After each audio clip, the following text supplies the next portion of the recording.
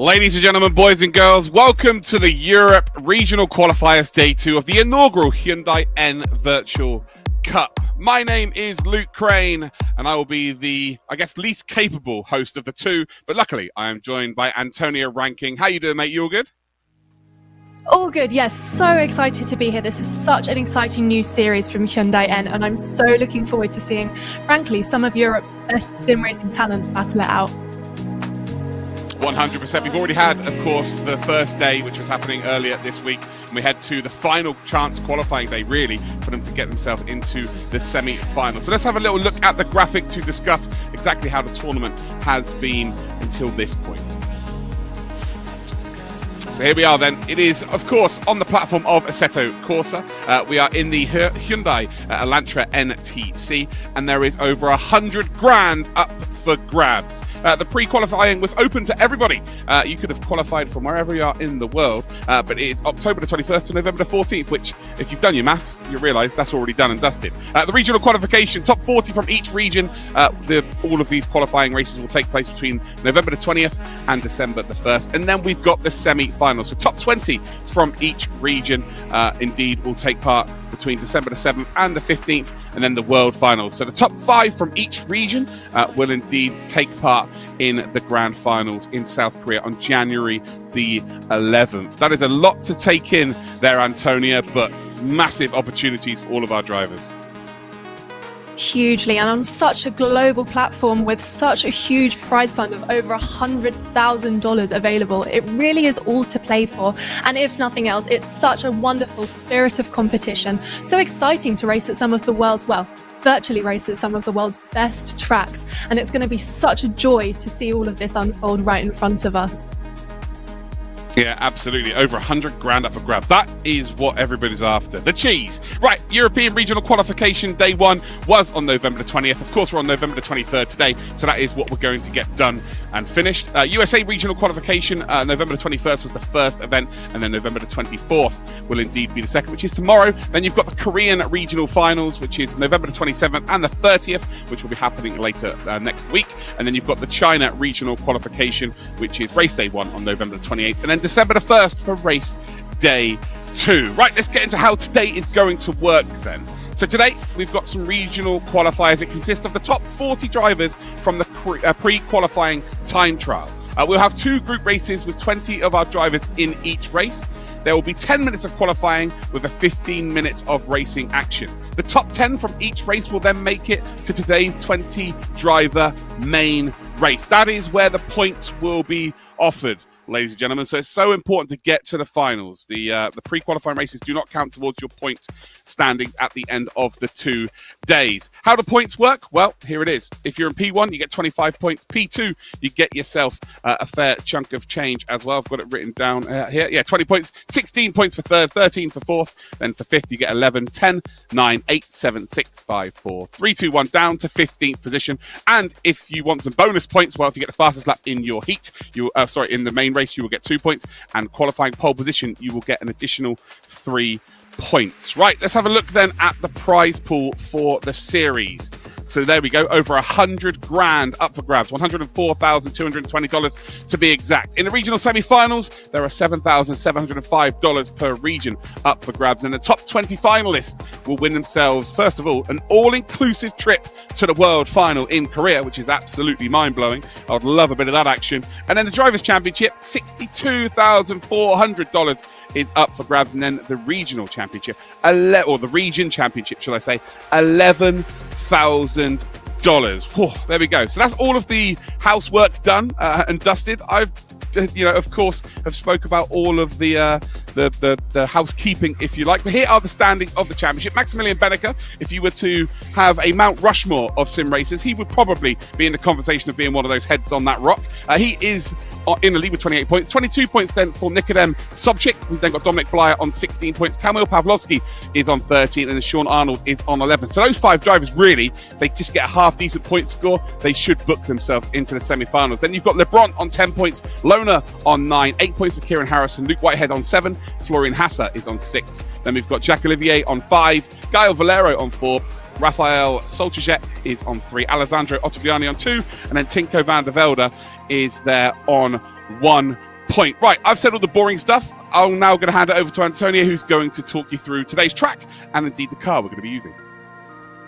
Oh, don't worry, you made it all sound so interesting, and it really is so exciting. We've got some of the most brilliant circuits in Europe today. We're going to be racing at Mugello. This Tuscan circuit is actually Ferrari owned, but don't let that get you thinking that these Hyundais aren't going to be absolutely rapid around here. 5.245 kilometers, 15 turns between some sweeping ones, a few tight little chicanes in there as well, so keep an eye on those switchbacks. And this circuit has hosted everything from F1 to MotoGP. It is so versatile, and we're going to have some really, really great racing going on here today.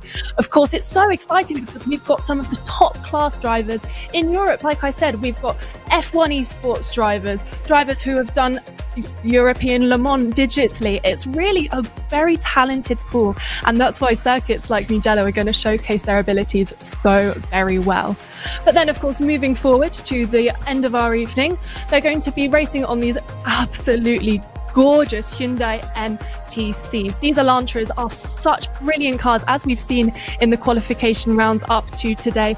There is 2.0 litre turbo engine, 350 horsepower. They are quite the beasts. With a front wheel drive, they can get a bit twitchy around the rear, so the drivers are going to have to keep an eye on those kind of things. These aren't like a GT3 car where you can push it through the turn. You need to be very on your wits with these, and that's why these drivers are going to have something to deal with in these races and are going to have to keep their heads screwed on and keep as focused as possible. But the Elantra has proven itself to be such a successful car. It won at its debut at the Nürburgring 24 hours in its class and has since won consecutively 3 years in its class. It's such an absolutely brilliant piece of machinery, and I'm so looking forward to seeing how it's going to perform over the next couple of rounds. Now, of course, looking forward to... Can only apologise there, Antonia. I've just completely stepped over you, my bad. Well, fantastic information about the car. We're now going to head over to the track. So Mugello is the first track for our qualifying races, and then we're going to head to Zandvoort for the final later on. Antonia, I'll let you take it away again here. I do apologise. Unacceptable, really. Goodness, off to an interesting start. We're going to have to be having words after the stream, but I'll keep it PG whilst we're on there. This is so brilliant. We can see the cars doing some outlaps, just getting used to the car, getting a feel for them. Of course, they've gone through some of the earlier rounds. They'll be getting used to how it performs, being able to predict it round these corners. Like I said, at Mugello, you've really got a range of turns, from beautiful, almost hairpin sweeps at the turn 15 Buccini turn, all the way for a very long run down to turn 1. So the drivers will not only need to consider how their car will behave, but who is around them and how they're going to keep their lines.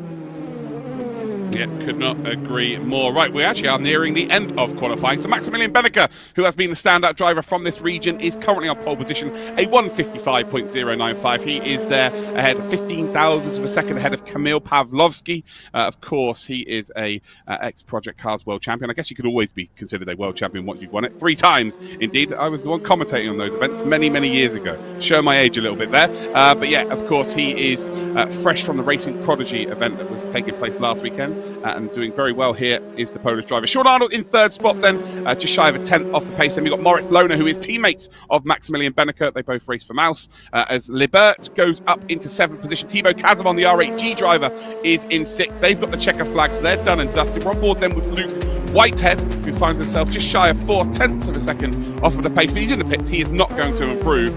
But Antonia, it is that pesky German again, isn't it? Maximilian Benneker, who's been the star of the show so far. Again, going to be on pole position. Oh, he's a bit too rapid for his own good, isn't he? I think we're going to be hearing his name a lot over the course of this entire competition, not just this evening. He truly is such a fantastic driver. 29 years old, a professional sim racing driver. He's raced in F1 esports. He's #1 in the Porsche ECCD in 2024. Founder of a pure driving school. He has got as much experience as one can get. Yep, he's won iRacing Special Events, which is considered, you know, the highest standard on iRacing. Of course, he's also raced in PESC, which is the highest Porsche Esports Carrera Cup in the world. And then he's won the German version last year in Rennsport. And of course, he is a multi-round winner on Rennsport in the ESL R1. So you get a lovely pan shot here then of this Mugello circuit. So we're about to get confirmation as to exactly what happened there in qualifying. But as we've just stated, Maximilian Benneker is the star of the show once again. So now looking forwards, of course, to the main race. We're going to be looking out for some really intense battles coming forwards to the first turn. We've got the lineup coming up on your starting grid on your screen now. Now, these cars, as we saw in the qualifying, have got very tiny margins to each other. These guys, there is so little between them. And that's why it's going to be so tight. We've seen it all the way up until this point in the competition. These guys are not afraid to get their elbows out. No, absolutely not. Maximilian Benneker will take pole position for your first race today. He, of course, leads the point scoring for this region. Kamil Pawlowski is currently fourth in the points running with 30 points. We'll start in the front row. Then we've got Patrick Holtzman, who is also a teammate of Maximilian Benneker. He starts in third position. Sean Arnold will be in fourth. Moritz Lohner, the third of our mouse drivers on the grid today, will start in fourth position. And Thibaut Casavon, representing R8G, is in sixth. Then we've got Lee Beert in seventh position, our second of, I think, 3 poles there in the top 8. We've then got LeBron in 8th position. Luke Whitehead, Arta Camera, round out your top 10. Then we've got Naudi and Piotrowski as your top 12. Rataj and Rio Lordella as your 13th and 14th drivers. Lay and Fornes as 15th and 16th. And then Humby and Ullman round out your top 18, with Radachowski is your 19th driver. So here we go. We're about to go ready and racing for our first race. And it's going to be a 15-minute timed race, ladies and gentlemen. So what that means is once they've crossed the line and it goes to 0, that means it will be the last lap. So some tracks it can be very, very close. And we'll try and figure out which is going to be the last lap as soon as we possibly can. But what are you expecting from this, Antonia?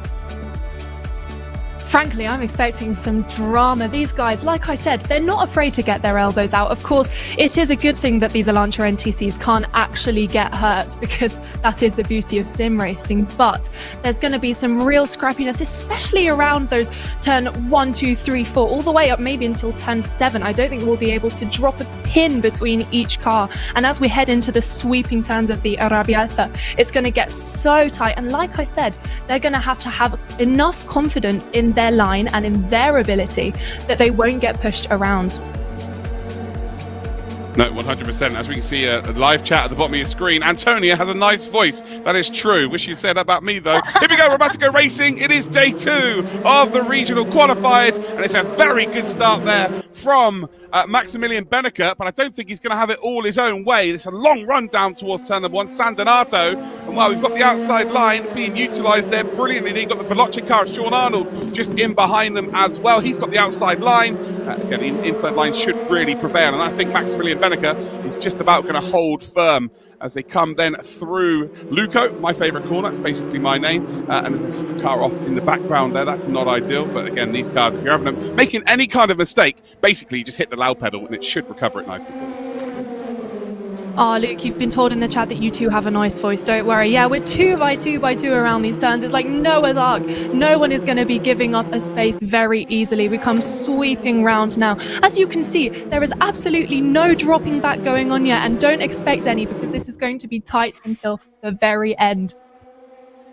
Yeah, 100% there. Sean Arnold in the number 62, trying to keep Maximilian Benneker very honest indeed. Sean Arnold may be the most unlucky sim racer in the world of sim racing. If there's an incident to be found, he normally finds himself in it, and not always the cause of it either. And actually, for the most part, it's normally the innocent bystander. As we look a little bit further back there, we've got the number 14 of Kamil Pawlowski, who did lose a position, did start on the front row of the grid, but unfortunately has dropped down a position. That's Sean Arnold taking full advantage. But they all find themselves already in the top 10 of the standings. Sean Arnold currently in 5th position, Kamil Pawlowski in 4th position. So getting to the final, this is huge gains for them, but it's drivers that, you know, are just outside that top 10 who maybe not got as many points. Rafael Soltysek, who's not in this race. Alessandro Ottaviani, he needs a big result in this race, needs to at least get in the top 10 to make sure that he has a fighting chance in the main race later on. Being kept very honest right at the front there. Now, this is a spec series. They're going to have to rely on the slipstream effect here. You can see all of them trying to get around, trying to break a toe if they can. But they've all got the same top speed. That's why they need this slipstream. Benneker holding on at the front there very well indeed. Arnold very much not far behind, and one single toe out of line and he will be sweeping ahead.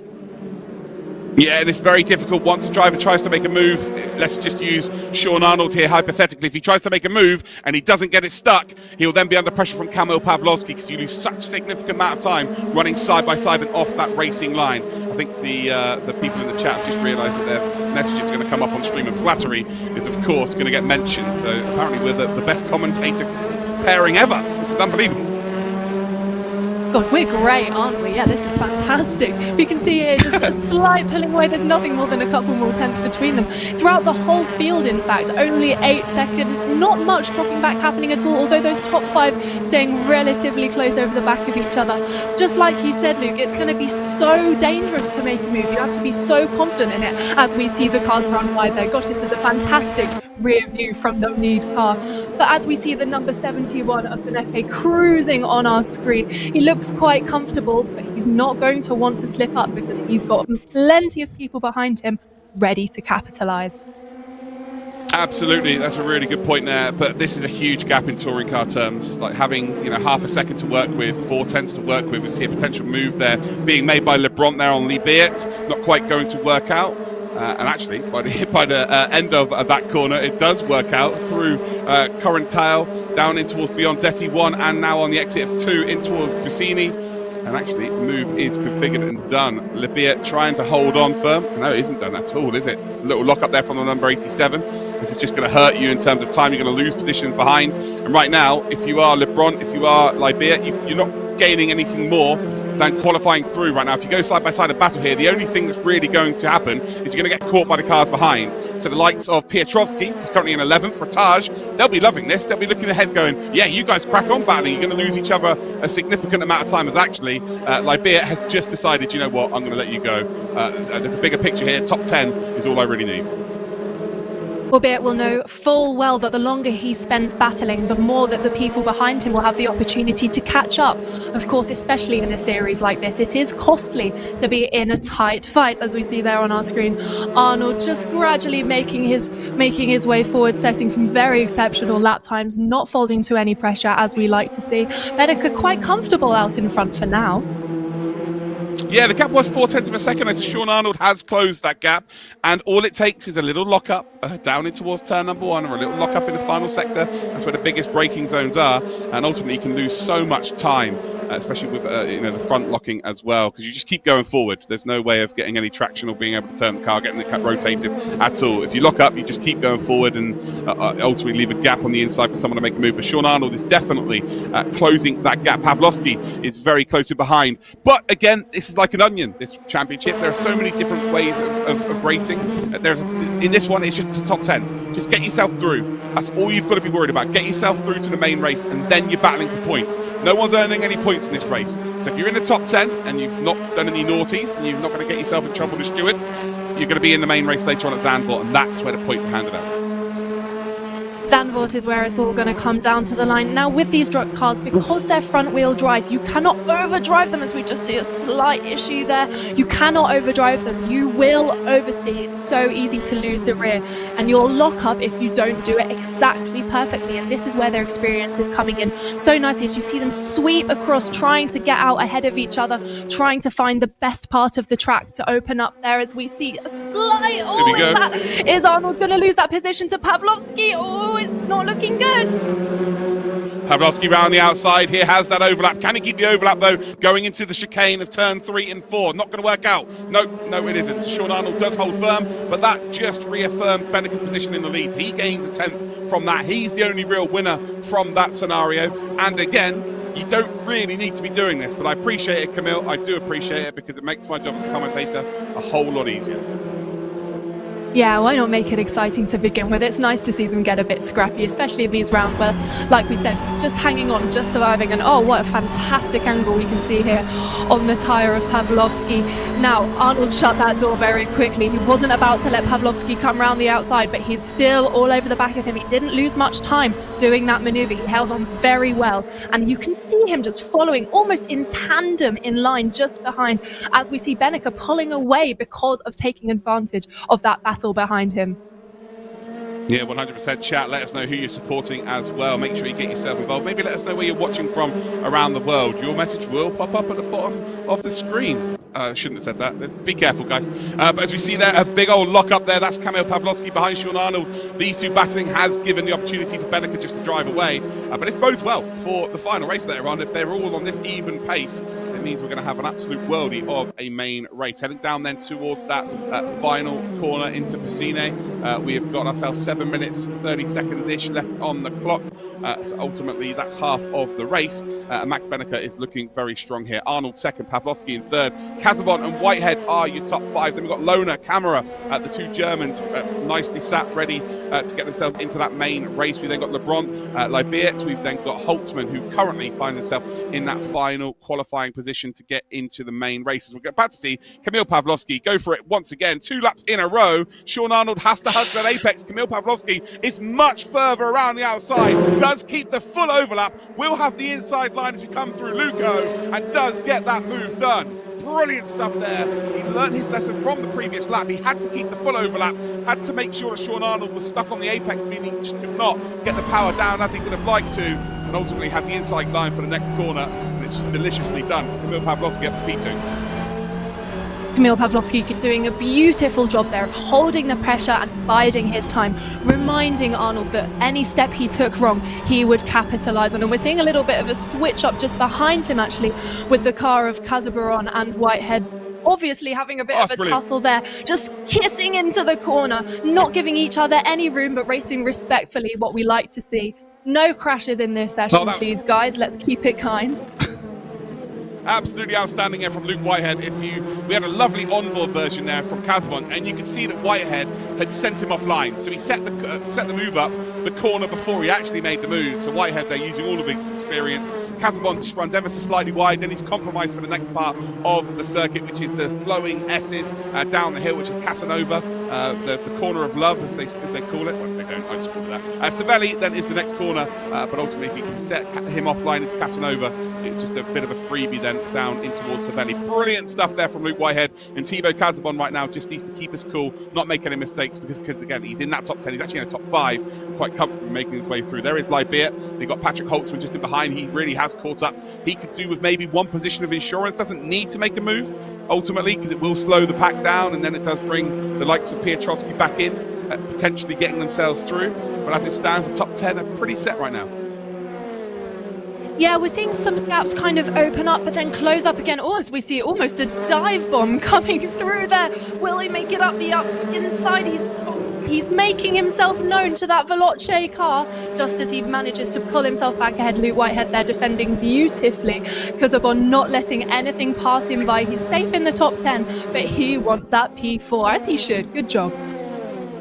Yeah, of course. It doesn't really matter the overtaking in this race, but psychologically, when you get to Zandvoort later on today, if you can already know that the driver ahead of you, you've already made an overtake on them previously, they're going to have that in the back of the head that you are capable of doing that. So Casabon right now is going to try and respond just to try and take that psychological advantage away from Whitehead. But as it stands, it looks like Whitehead has got the measure of him. Next up is his teammate Sean Arnold. So you would imagine even if Whitehead catches up to Sean, they're not really going to fight too much there. But it's nice to see, even though they're comfortably in that top 10, they're still fighting. Brilliant. Yeah, brilliant indeed. Just reminding each other, I'm here. I'm not going to let you pass me by. Don't worry, I'm going to put the pressure on, and that will play into Zandvoort later on as we see some lockups going in there, some heavy braking coming around this parabolic turn, following the car around, guiding it around the corner. Like I said earlier, being very careful not to overdrive. You don't need to if you're in the top 10 at the moment, as much as we can see some gaps opening up, particularly from Holtzman to Piotrowski. It's really going to be quite competitive coming into these final 3.5 minutes of the race as to who is going to make it through. Yeah, 100%. It's looking pretty good here. We're on board with Libiet. He's in the white, turquoise and dark blue liveried car. Then you've got Holtzman just in behind, who's in the turquoise and white livery. And then just ahead of them, you've got yourself Arta Camera, who's got the BS competition livery on his car with a German twang. We're about to see a potential move here then from Libiet as we see some lockups down in towards turn number 1. Camera is just leaving the door wide open and going, do you know what? You can have that. not really worried. He tried to get close to Liberia, but ultimately it's not really worth fighting for, because you know the only way you can lose this is by losing a significant amount of time, and the group behind catch up, the 11th, the 12th, the 13th position. The last thing you want to do in this spot is to give them a bone. Yeah, Cameron, that number 12, not going to push it too hard, but knowing that he has Holtzman behind him, who will be clinging on desperately for that final spot in the top 10. Those two Germans, I'm sure, will be giving each other a nice little fight in the last 2 minutes or so of this race. It's so great to see battles all the way through the field. As we see Beneke almost pull away into the distance, we've still got some really scrappy, really intelligent fighting going on in the middle of the pack here. Yeah, 100%, and that's what you've got to be. Again, it doesn't matter where you finish in this race, as long as you are in the top 10, and then you get safe passage to where the points are indeed handed out, which is the main race later on at Zandvoort. We do have one more qualifying race with our other 20 drivers taking part very shortly as well after this race. So make sure you stick around, guys. Go get yourself a drink, some snacks after this race, and get ready for race number 2. And then we'll have a big break before we head to our main race, which will be the top 20 drivers to top 10 for each race.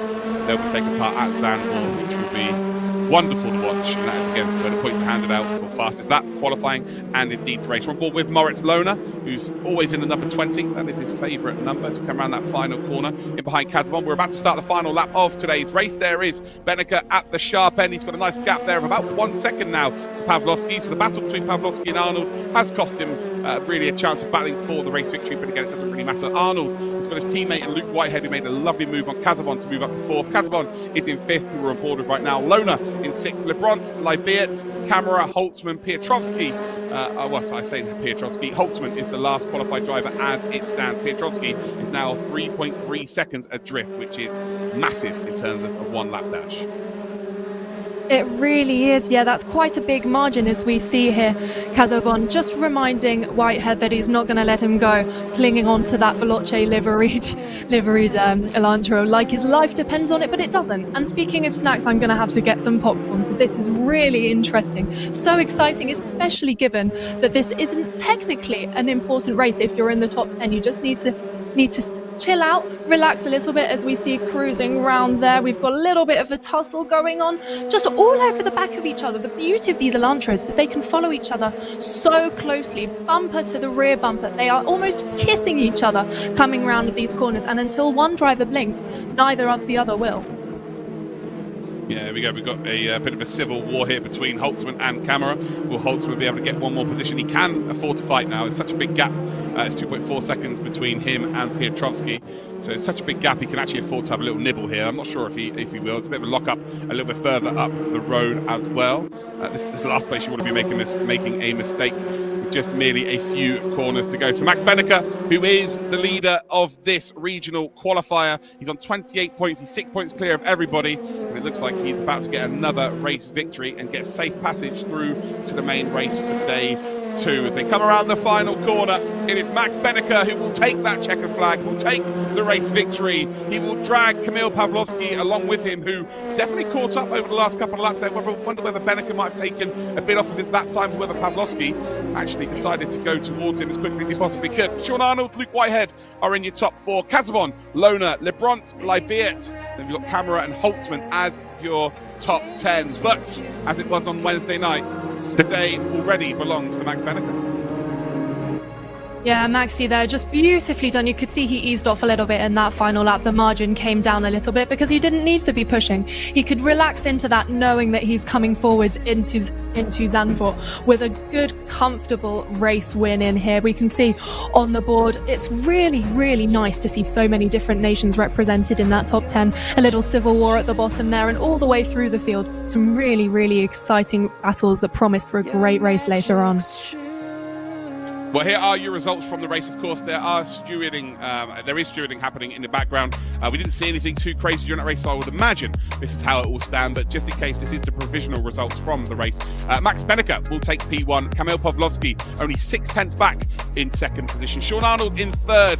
Luke Whitehead, who had a great battle with Thibaut Kazabon, finishes in 4th, ahead of Thibaut Kazabon. Moritz Lohner, who just had a nice quiet race, which is all he needed to do to get through, finishes in 6th. Then you got Daniel Lebront, Samuel Libert, who I've think I've said his name about 8 different ways during that race, so I do apologise. Artur Camara in 9th, Patrick Holtzman is in 10th. So that is your qualified drivers for the main race. Piotrowski would be the next driver to go through if there was some penalties for someone ahead of him. You got Daniel Ratage, Matteo Naldi, Alexandre Lay, Albert Rio Lordella, and then Ivan Fornes as your top 16 drivers. Oh, wow.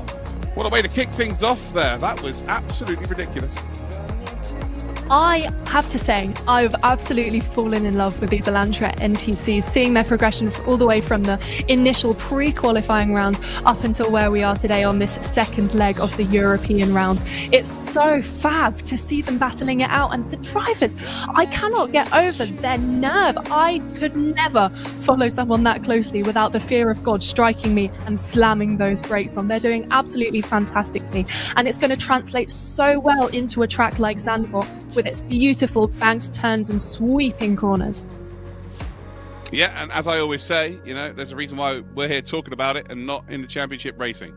They are on a different planet in terms of skill. We've actually got Swank in the chat, who Drew raced in the US qualifiers earlier this week. Good to see you in the chat as well. And also we're seeing some people give some love to Kieran and Evan, who were commentating earlier this week as well. Everybody who's a part of this championship, whether it's behind the scenes or on the commentary team, are very, very talented indeed. And it's good to see the chat indeed giving us some props. So thank you for that. So there we go. Race 1 done, Antonia. What do we take from that? If you are in the next 20 drivers, obviously you're watching this, is there anything you can take from that that can enhance your performance going into your qualifying race? I think it's important to definitely not get complacent. As we saw there, these drivers are hungry for good finishing positions, even when it doesn't necessarily matter. So coming into Zandvoort, when it is so important, when every point is so integral to how they end up doing in this brilliant championship, it's going to be so fantastic to see them really getting their elbows out, not giving each other any room, and frankly being selfish with where they are on the track. Yeah, 100%. Well, of course, we've now got the second race coming through for you very, very shortly. We'll have the second place in this championship driver, Sobchik, who's on 22 points. He'll be taking part in the next race. I'm just looking through my standings here. Dominic Blyer will be in the next race as well. He's third in the championship. Pavlovsky and Arnold, of course, just raced. Kieran Harrison, who's 7th. Daniel Lebrun, he's just raced as well. Jack Olivier, who's 10th. He will be in the next race. Scholtishek will be in the next race as well. So, again, you know, the nerves would have been on tenterhooks for the second group, but I think it's quite nice going second because you get to sort of see what we're expecting from them from the first race. Well, and just like you asked me, Luke, they'll have been watching that race, wondering what they can take from it coming into their go at it, knowing that they're not going to be able to be complacent with their positions. Even if they're sat on pole position, it's not going to be easy for them. We saw that there was a lot of defending having to go on, even from Maxi Benneker, who was seemingly quite comfortable up at the front of the grid.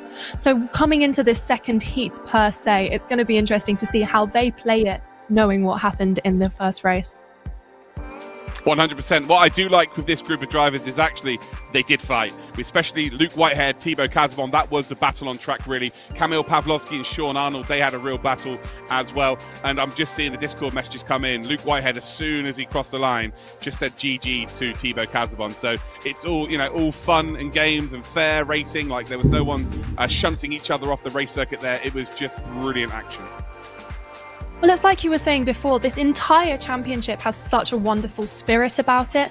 There's going to be so much growth from these drivers, even from those who are so experienced. I mean, we've got champions among our ranks this evening, but it's such a wonderful thing and such a nice atmosphere for these drivers to have a great time, battle it out, and a really great prize on the line. Yeah, that's a really good point there, Antonia. You know, we have champions from R Factor 2, we have iRacing champions, we have Rensport champions, we have Project Cars champions, the game that I came up on. There are so many champions within this grid that to just get one up on your fellow competitor is so difficult. Factor in the fact it is a spec series. They're all the same car. They have got no advantage in terms of the car as well, which really is helpful. So to see them racing as closely as they are, knowing that, you know, to make an overtake, you have to be absolutely perfect. It's just really nice to see. And that's why it's great that they've all come from such different backgrounds, from GT3 racing, Le Mans racing, all sorts. I mean, it's so nice to see their different approaches to the circuits, to the braking distance, to the lines that they're taking. All of these guys are learning on the job, and all the way through the competition, they'll continue to do so. And what a fun way of getting some experience in this NTC. Yeah, absolutely. It looks like we're ready to go to qualifying for the next race here. So there we go. So we are already in the session. This time we've got 9 minutes left of this session, and we will not see exactly who has crossed the line or who's doing well until they actually cross the line. That's the point I was trying to make. Just getting mixed up with all my words there. There is Sobchik, who currently finds himself second in the point standing behind Maximilian Benneker. So again, he probably doesn't need to get to the final. I think his performance already might be good enough to get him to where he needs to be, but you want to guarantee it, right? You want to make sure that you can bat off any potential invaders on your position in this championship. I mean, you're not a racing driver if you decide to give up when it's enough. It's never enough. Always pushing for more, always pushing themselves more and more. And as we come into the second heat now, as they get their final opportunities to get some practice in before it really, really starts to matter at Zandvoort, we're going to see the likes of Sobchak really pushing himself. This Polish driver is in the Williams Esports Academy, so a relatively experienced and very talented driver, but they're still not going to want to be letting any complacency take over, like we were saying. Let any time pass them by. These are very short races, only 8 minutes left of qualifying already, and as we come into the 15-minute race, there's not any time to mess about. They will be pushing and pushing lap by lap. Yeah, 20 cars on the circuit all at the same time. I guess the most the most appropriate series to bring up would be Formula One. So the first qualifying session, guys, is 20 cars on track, and you know how much mayhem that can be. So this is literally Q1, but only 10 minutes long. So they've got very little time to get clear track for themselves and ultimately get their lap time there. Gregor Schill, that's a 2:08.8. That's, of course, not going to be anywhere near the times that we are looking at. They're out there just doing their out laps, and now this is where we start to see the fast laps coming in. So yeah, ignore the times on the left-hand side. It is really, that's a big old slide there. That's Yuri Toman. Yuri Toman, one of the most successful drivers in Rennsport history, just stepping the rear out ever so slightly through turn one. Yeah, turn one's a difficult one in a car like this because you're coming off of a straight into a relatively tight corner that kind of keeps going and going and going, and you barely have time to blink before turn two Luco comes up behind you and all of a sudden you're coming round again. It's a very difficult track to master, and that's why it's such a nice one to see at this stage in the competition, because the driver will have the opportunity to show off their skill and their racecraft, even in qualifying, just knowing how to drive the car and where to put the car on the track. Yeah, it's very similar to Okayama turn one here, but you've got the chicane to contend with pretty quickly after you've gone through turn one. So you can run the car out nice and wide, you can be very fruity on the brakes and really maximize it, but you have to get yourself set up for Luco, which is a fast left-hander, and then you go into Poggio-Secco, which is a little bit slower. So as long as you can get yourself figured out for Luco and Poggio-Secco, you're good. But then you come down in towards, Borgio, San Lorenzo. That's where we saw Luke Whitehead set Thibaut Casabon up brilliantly down in towards Casanova. So if you, again, can get a bit of a run on someone, turn one's not necessarily the best place to make the move. If you can just get a driver offline and then force them to be, very slow through sector number one, again, that's where you can then make your move down that hill through Savelli in towards Arrabbiata. And that's the exact thing. You don't want to push it too far hard into turn one. Like we said earlier, it's left, right, until about turn 8 or 9 at Arrabbiata. So you can wait. You can keep your line, because by the time the next corner comes around, you're on the inside and you can push forward and hold yourself tightly in there. We're seeing some of the fast laps come in now, as we see Blaya come in with a 1:55.3 out and keeping improving and improving. It's nice to see some of those coming through now. And a relatively close at the top there, about a tenth between the top 5 or so. I think we can do some improvement on that still with 5 minutes left. That's a good time. A 55.3 is a very good time. How close they are as well. It's not as quick as the first race that we had, but they are closer at the top end. So this bodes well for our final later on. Tomek Blaya, he heads the Polish duo of him and Soltysek, who find themselves in second and third. We then got Marcel Shinshik, the Hungarian. There's always a Hungarian in sim racing, and well, we find him in P4 today. Alessandro Ottaviani, who is a touring car specialist. He very much cut his teeth on Race Room and R Factor 2. And then we've got Sobchik, who again, he's the driver who's second currently in the point standings behind Maximilian Benneker. So Maximilian Benneker has gone out there and showed everyone it doesn't really matter what circuit we're at. I'm going to go out there and dominate. Now it's up to Sobchik to do exactly the same. Ethan Yuyovsky, he's in 7th position. I'm not sure. The Macedonian, his Macedonian flag there not appearing, unfortunately. But yeah, he's in 7th position. We've then got Robbie Stapleford racing for BS Competition. They've got plenty of drivers in this championship. Gregor Shield being another one. He's in 15th. And actually, Arta Camera, who's just popped in a chat saying, I don't know how I made it to the main race, but here I am with 0 laps practice for Zandvoort. Yeah, that doesn't make me sick at all. I'm going to ignore your tone there. Of course, this is purely positive. These guys are doing so well, so impressive. We can see just at the bottom there, Jadowski asking where he's from. It's annoying there he's not got his flag up. It's so nice to see nations represented and have their pride up. But looking forward to the front of the grid, Kieran Harrison having set a very decent lap there and a very close now Yox behind him at just 0.015 second gap. That is cutting thinnest hairs possible between those two at the front there. Harrison, of course, a multiple-time race winner, and we see a little bit, oh goodness gracious, going on there. Keep the car on the track. This is just qualifying. Marcel Shinshik's just gone up there and split 2nd and 4th. This lap's done for Dominic Blyer by the looks of things. He's just completely sliding around. I guess he's going to set himself up for the next lap. He's found a way of getting heat into the tyres. That's not a happy dog, guys. That is a Hyundai car. Trust me. I can tell the difference between a happy dog and a no car. way. And I just off camera, all I mean is I'm jealous that you can just turn up and not have to put any practice in and be quick. Like, that just makes me sick a little bit. That's all it is. That's the thing. I think an important thing to bear in mind, dear viewers, listening to us talk as if we are experts, is that I at least know I'm not, Luke. I am horrible at sim racing. These guys are the absolute top of their field. I'm bottom of the barrel. So anything I say now, I'll say, oh, that was horrible. I'm a hypocrite. Just take that with a pinch of salt. Yeah, I'm exceptional. You're not going to see any of my skills to know any different, guys. So just assume I'm really good. Right, Kieran Harrison still leads them by 1/10 of a second. He's done a 55.2. Actually, just improved, hasn't he? Nils Naujoks was just shy of what? 200ths of a second behind. Now it's over at 10th. We've then got Marcel Shinshik, who is 200ths further back from Nils Naujoks. Last laps are going to be started very shortly. We've got Dominic Blyer in 4th position, Otto Viani in 5th, Soltysiak then is in 6th, Yuri Toman in 7th, and you've got Sobchik, who, again, I'm not sure he needs to get to the final. I think the 22 points he's already accrued might be enough, but he's under a little bit of pressure here because if 2 people improve, puts him in 10th, he's on the bubble, and then it becomes very difficult. And when you've got drivers such as Gael Valero, Olivier, Stapleford, they are no mugs. Tinker van der Velde as well. They are no mugs at all. Like, those drivers are very, very capable of going out there and winning these kind of races. Yeah, Nils Naujoks at the front there, not quite making a dent in Harrison as he continues to improve.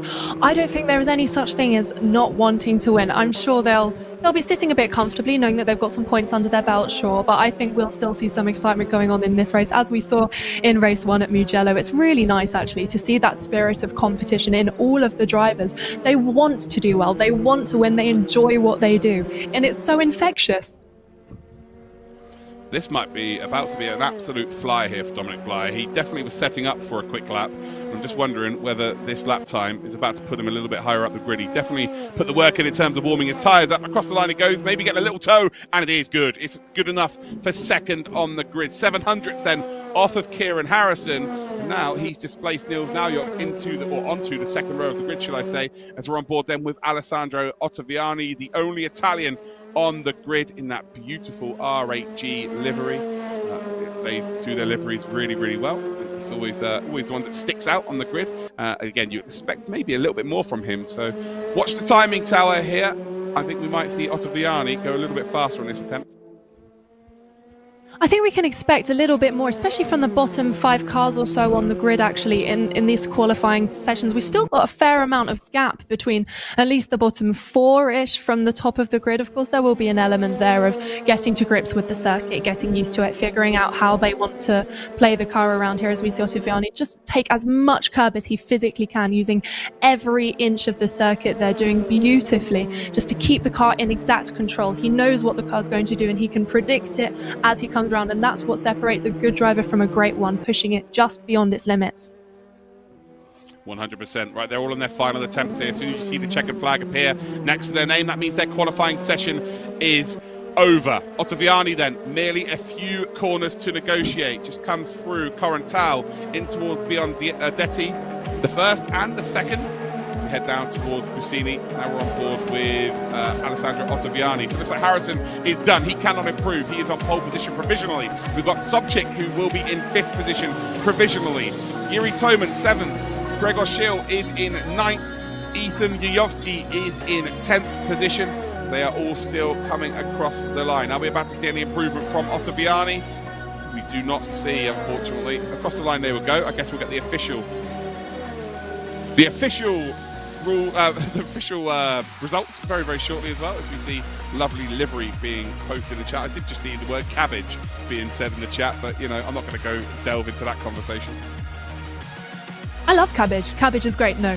Right, keeping on topic. It's so nice to see the top cars there be separated by such fine margins. There was only a couple of tenths in it from first all the way back until about 10th or so, and that shows there's a point of very limited returns. You can push and push and push, but if you're on the limit, you're only going to be able to claw back thousands, hundreds from the best lap you can possibly do. But that's how you know just how good these guys are. They are all right there, right on as good as you can get.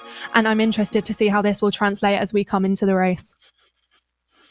Here we go then. Here is your grid for the second race of the day. Remember, top 10 from this race will make it through to the main race at Zandvoort Zandvoort. Kieran Harrison is your pole sitter then, representing the UK.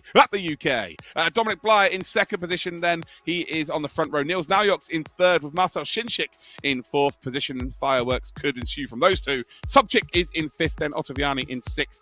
We then got Soltysiak in seventh. Yuri Toman in eighth. Then we've got Gregor Schill and Ethan Yuyovsky in 9th and 10th. And then this is where it gets very spicy. Gael Valero, who does not need a second invitation to make an overtake, is the one outside of that top 10 right now. And Yuyovsky, who loves to get aggressive, is in 10th position. Then you've got Olivier in 12th, Stapleford and Rorig in your 13th and 14th. Tinker Vandervelde and Ross McFarlane are on the 8th row. We've then got Kreselok and Florian Hassa as your 18th driver, 17th and 18th. And then you've got Marinon, who is your 19th driver. So this is about to get spicy.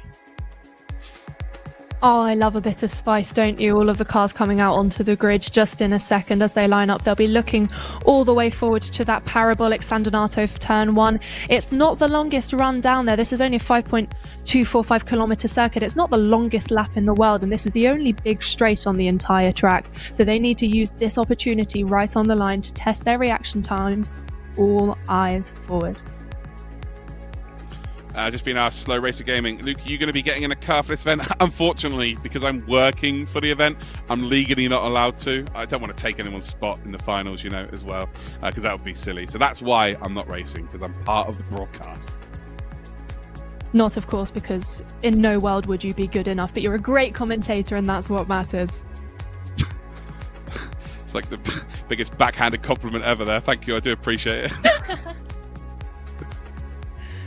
Right, we're nearly ready to go, guys. We've got ourselves 15 minutes of racing action, and there it is. As if by magic, the race appears on your screen, all spelled out and beautiful. So, it is all about Kieran on the front row here. Can he get a world-class start? Can he manage to hold on to the lead here? Maximilian Benneker did hold on to the lead, but the pressure will be on as soon as those red lights disappear. Any predictions, then? Oh, I don't know. It's so hard to tell. I mean, I think all eyes will be to Blyer starting in second position. He's a very experienced GT3 driver, so I don't know how much that will translate through to these Elantra N TCs, but there's going to be some very fast reaction times in here. We've got so many very experienced drivers on the grid as the lights start to come on. Yeah, 100%. Again, there are the lights that are appearing just above the cars. We're about to see 6 of them. It's the second chance to get yourself into the final for the second set of 20 drivers. The lights have disappeared, and we're off down towards turn number 1 of San Donato. And Kieran Harrison's got an absolute worldie of a start, I believe, as we have a look there from the rear. Looks like everybody's still facing in the right direction, which is always good. As we head then down in towards turn number 1. Does Dominic Blyer look to stick one up the inside? Not sure he will. You've got Niels Naujoks trying to get involved as well. We've got there the number 90. And it's big side-by-side action there. Looks like he's going to have to back out there, and it's normal service resumed. So, oh no, there we go. He's going to be a big sense. Nils Naujok's looking for that top three. Oh, no love lost there. And those two have had a little bit of door banging, and ultimately Nils Naujok is going to come out on top there. I'm just not too sure exactly how happy Dominic Blyer is going to be with that. He's now dropped down into 4th position. Yeah, I feel bad. I kind of jinxed him a little bit there, just seeming not to be able to confidently assert himself on those first few turns. You can see him here just seeming to chase. There's almost a gap opening up already. He's very fast on those exits, but loses time coming into the corners. He's obviously braking relatively early, maybe just coming out of not being very experienced with the car, getting to grips with it a little bit. You don't want to lose control at this point in the race. It would be absolutely catastrophic. You can see in the rearview mirror there, they're so close together. One mistake from Blyer, he would be going all the way back down the field. We can see actually the final 6 cars or so have really dropped back. Obviously there's been some kind of twitch behind one of the drivers there. Well, we have had a change for the lead as well. So the camera cut in turn 1 and we didn't quite see it happen, but we have had a change for the lead of this race. So yeah, Kieran Harrison now has dropped down into 2nd position. Marcel Shinchik is up into the lead, and he's one of the best front runners in sim racing is Marcel Shinchik, the first ever ESL R1 champion. And there he is. There's always a Hungarian, and well, he's at the front of our pack right now, and we're about to see their names appear on our screen then. So Marcel Shinchik does get to the lead. Kieran Harrison will be happy at P2, won't need to really push too much. But what about the top 10? There you can see Stapleford, he's got the Union Jack there on the left-hand side of his BS Plus competition car. As Shinchik does come across the line in the lead, Harrison, Naujok, Blyer, you've then got Sobchik, Ottaviani, Soltysiak, Gael Valero's up a couple of positions, actually up 3 positions, as we see a send up the inside then. Ottaviani tries to send it on Soltysiak. Soltysiak's got the outside line, keeps that overlap as they go up towards Luco. Should be able to defend his position, but Ottaviani's got that momentum around the outside, now has the inside line as he comes through Borgo San Lorenzo. He's going to door him off and ultimately get in a position. Brilliant stuff there.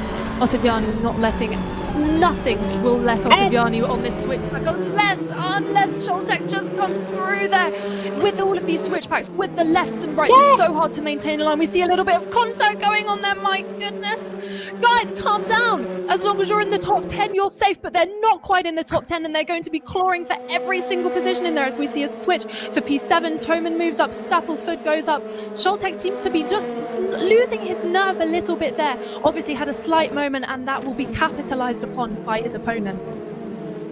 Oh, he's not losing his nerve. He got shunted. He got absolutely tortured there into what was that, Borgo San Lorenzo. Ran wide, and ultimately Gael Valero, who was in P8 and Soltysiak was P7.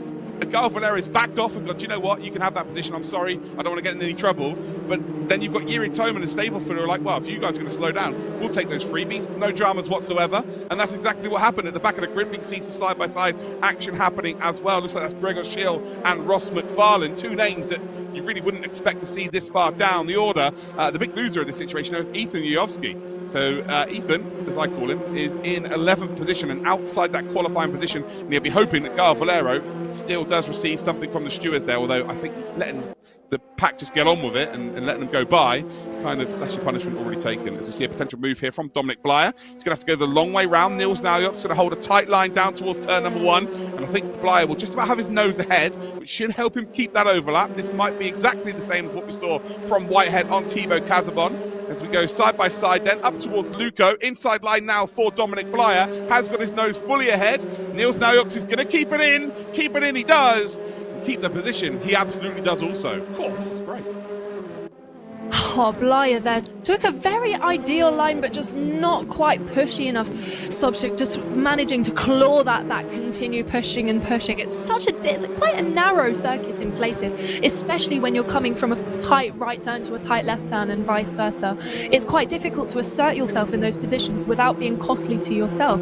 And as we've seen previously on the lap just before, any incidents are somewhat self-policing. If you push too hard and you cause an incident, you're going to be very negatively impacted as well. Yeah, we've got the battle on the bubble here. That is Gael Valero, who we're on board with. So he's got the red rear to his car, and then right behind him is Erhan Yujovski. 1/10 of a second separating the two of them, and it quite literally as simple as this. Whoever is in 10th position out of these two will make their way to the main race at Zandvoort. If you don't, that's pretty much your championship done and dusted. I'm looking here at the points scored. Gaio Valero needs to make the final. There's no two ways about it. He has to make his way into that final. And Erhan Yayovsky isn't in the top 15 either. He has to make it to the final. So as it stands, one of them isn't going to make it there, and that will be their championship done. And they're going to be selfish here. They are going to make sure that it is anyone but them coming out of this championship. You can see there, they're not giving each other any room, nor should they. It's so competitive coming into these really difficult turns. They are so end-to-end, one toe out of line. They've not only got to manage the fact that their own race is at stake if they put a toe wrong, but also if they do so, they will sacrifice their championship. Yeah, 100%. I couldn't agree more there. We're about to see a potential move there. So Gaio Valero is looking to, retake the position from Yayovsky. So Yayovsky's looked to make a move around the outside. Got a really good run out of the final corner. Just up ahead, there's also some side-by-side action happening as well. I think that Soltysiak has just got ahead of Stapleford. But look at this then. Can Valero keep it in? He absolutely can. Although, it's Yayovsky who gets sort of sent out there wide. Gaio Valero might be in a little bit more trouble here. There's a reason why we're going to have a break between these races and the final, because stuff like that will have to be looked at. Gaio Valero definitely on the limit there, maybe a little bit beyond. Yeah, Yayovsky just coming off a bit worse for wear then.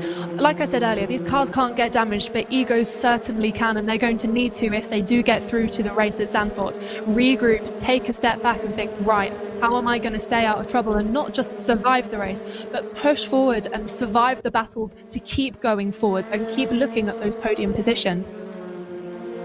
Yeah, exactly that. As much as at the front, you can just chill. You're in a good position, especially if you're in the top 5, top 8 maybe. But when you are in that bubble position, if you are in 10th, 11th spot, you have to fight for everything because it is day over. You are done and dusted. There's no points in these races until you get to the main race later on at Zandvoort. So it's all about getting that safe passage through. And ultimately, we're seeing the drivers or the driving represent that because, once you get to a point of a race where it's either you do well or your championship's over, that's when people really start to take chances. Yeah, I mean, it's all or nothing. Yayovsky currently, we've seen a little sad face on his behalf in the live chat there. It's all or nothing at this point. He's got 2 positions to make up in, coming up now to about 7 minutes. He can afford to send it. He can afford to take risks because if he doesn't, he will frankly not be coming to Zandvoort. It's as simple as that, and he'll have that on his shoulders now. He'll have that right at the forefront of his mind, and he'll be pushing all over the back of... Oh, and as I say that, he moves through. Brilliantly done. Gosh, it's like he heard me. Yeah, there we go. Yayovsky moves his way up then past Kreselok, and that's a really important move there because right now, if Valero was to receive a penalty, and again, I'm just going from what I'm seeing, I'm just calling the race as I see it.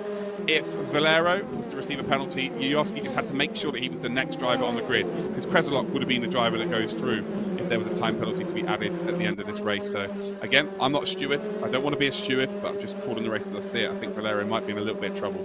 But he is currently in that top 10. That's all he needs to do. Maybe he wants to get a bit more some insurance in this race, maybe move up into ahead of Stapleford, maybe even try and get involved with Soltysiak.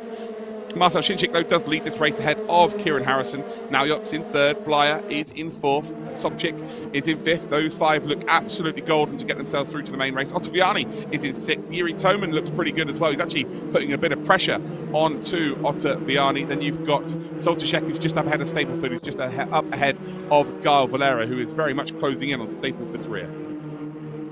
Yeah, across the whole field, there's only a few cars who are more than a second behind each other. It's still very, very close. And like you said with Valero, if he does have a penalty coming his way, we're not stewards, but if he does, Yayovsky will be wanting to capitalise. But that being said, that's not a sure thing. We don't know whether he'll be getting a penalty. Yayovsky will want to get in front of him and absolutely guarantee his spot as we see the front 2 pulling off into the distance. What a beautiful sight into the mountains. Yeah, absolutely. We are now starting the 3rd from last lap, and we're on board with Kieran Harrison, who started pole, lost out to Marcel Shinchik. Shinchik hasn't really looked back, and these 2 don't need to fight. They don't need to do anything silly. They're going to make their way into that final, off to Zandvoort, and then they can really fight as we see a potential battle. I think Ottaviani might be under a bit of pressure here from Yuri Toman. Yuri Toman has the inside line, and I'm wondering there if Ottaviani has just let him go. Nope, they're still battling. They're still swapping positions, actually, by the looks of things. And there they go. So Ottaviani has actually held on to that spot. Yuri Toman will have to live to fight another day. So, yeah, Ottaviani did open the door quite significantly. Yuri Toman was not able to burst his way through that door. Yeah, I mean, like we were saying before, it might not matter whether they're in the top 10, but Ottaviani won't want to be handing away any places. It's still very close behind him, and if he does happen to decide to let Toman through, there's going to be Scholtek right behind him, ready to take another place off of him. And in this top 10, we can see now that Yuyovsky's just making his way up to Stapleford, a second gap or so. It's doable in 4 minutes. It's not going to be easy for him. Stapleford going to be putting in the best drive of his life just to cling on to that final qualification spot into Zandvoort coming up in a few minutes. Yeah, he's dropping further and further back in Stapleford. This is not good for him, and Yuyovsky is closing up at a rate of knots. So Yuyovsky will want to take this out of the hands of the stewards potentially and just get himself into that top 10. So Stapleford will fight this like there's no tomorrow. There's only 2 laps to go, but the rate that Yuyovsky's catching up, I think that we are going to see a fight on track for that final qualifying position. It's nice to see that we're on board with this fight as well, as Gal Valero quite simply got through on Stapleford. So Stapleford is now the next car at risk. And at risk indeed, like you said. Yuyovsky, I don't know, he seems to have calmed down a little bit. I'm sure he'll make a lunge coming into the final few minutes. It literally is 3 minutes left and all to play for. Every single 10th of a second is going to be vital for ensuring his survival into Zandvoort. As we see there, Ottaviani and Toman still having their tussle, disappearing off into turn 1. And oh, it does look like Toman is going to make it just round the inside there, but will he be able to make it stick just as he disappears off the screen? I'm sure we'll be able to catch up with him later on in the lap. Yeah, Dominic Blyer, by the way, just moved up into 3rd position into turn 1. He got ahead of Niels Naujoks. Those two have been fighting for the last, 13 minutes or so. Ottaviani then, who's comfortably in that top 6, doesn't need to fight. Yuri Toman doesn't really need to fight either. The only thing they can really do here is lose themselves an opportunity of qualifying if they put too much pressure on themselves. Stapleford needs, right now, and this sounds really stupid, but he needs Gal Valero to have the two best laps of his life so that he doesn't have to fight him. Because if he does start fighting with the car in front, it's then going to bring Yuyovsky back in. So right now, Stapleford, ironically, needs the cars in front just to have a really good last 2 laps and not have to worry about Yuyovsky catching him. Well, and Yuyovsky increasingly, he seems to be making up ground, losing a couple of tenths. There's obviously a couple of corners that he's losing time on and making up in other areas as he teeters just under the 1 second mark. Stapleford getting increasingly jittery in his chair. I'm sure 2 minutes remaining. He will be begging the cars in front of him. He'll be begging Valero to get on with it, hoping that Valero's got a penalty because that will cement his position in the top 10. But gosh, it's so stressful even to watch. I can feel the emotions flowing through them. You see how tense it is, even for them on the track. You can't even see their faces, but you know what's going through their mind. You know how much this will come down to. Yeah, we can absolutely hear the passion in your voice. I'm enjoying it just as much as you are, that's for certain. But I tell you one thing, I think we're going to see some mind games here. I think Kieran Harrison is going to send it here on Marcel Shinshik. I think there might be an opportunity for him to take the lead of this race. And it's one of those where it's, do you know what? If this comes to it as Zandvoort and it's between me and you, I have got the measure of you and I will be able to make an overtake. He has to take the outside line. Shinshik then is going to hold on to that apex. He locks up. He's going to run a little bit deep there. And that actually might save him. Can Kieran Harrison keep the overlap? Just about keeps the front in, and we're coming through Luco, still side by side between the two of them. Marcel Shinshik now has the inside line through Pogiaseco, and as they then come down towards Materazzi, the run is still happening for Kieran Harrison. He's got the overspeed, but he will have to go around the outside and ultimately live to fight another day. But if you can set them offline, if you can set Marcel Shinshik offline, the inside line will open up, and there is an opportunity down Casanova. He has got the inside line of Casanova, and Kieran Harrison does get that move done, and that was brilliantly negotiated by both of them. He set it up through the first 5 corners and then nails it down Casanova. I tell you what, this isn't done, is it? Marcel Shinshik still trying to keep it hung around the outside of Arabiata 1, now through Arabiata 2, as we head now down towards Scarperia. He's now got that inside line as we head through. Oh no, there's contact between both of them. They're good, they're fine, they're facing in the right direction. I think this might end the battle. I think Shinshik will decide, you know what, you've got it, but wow. Have they ever fought for this P1? Still 1 sector to go. They still have P1 and P2, but boy, are they fighting for it. my jaw is dropped, my hands are in my hair, my tummy's turning. These cars might have the same livery, but they are definitely not best buddies. The clock has counted down now. We're heading into the final stage of this race, and that was beyond beautiful from both of them. I would say kept clean. That contact there, they both managed to cling on very well there. You can see it's still not done, still just looking up the inside there. Shinshik not going to let this pass him by easily, but knowing surely deep down that it is over now, coming in as they cross the line for the final time. Harrison did a really good job there.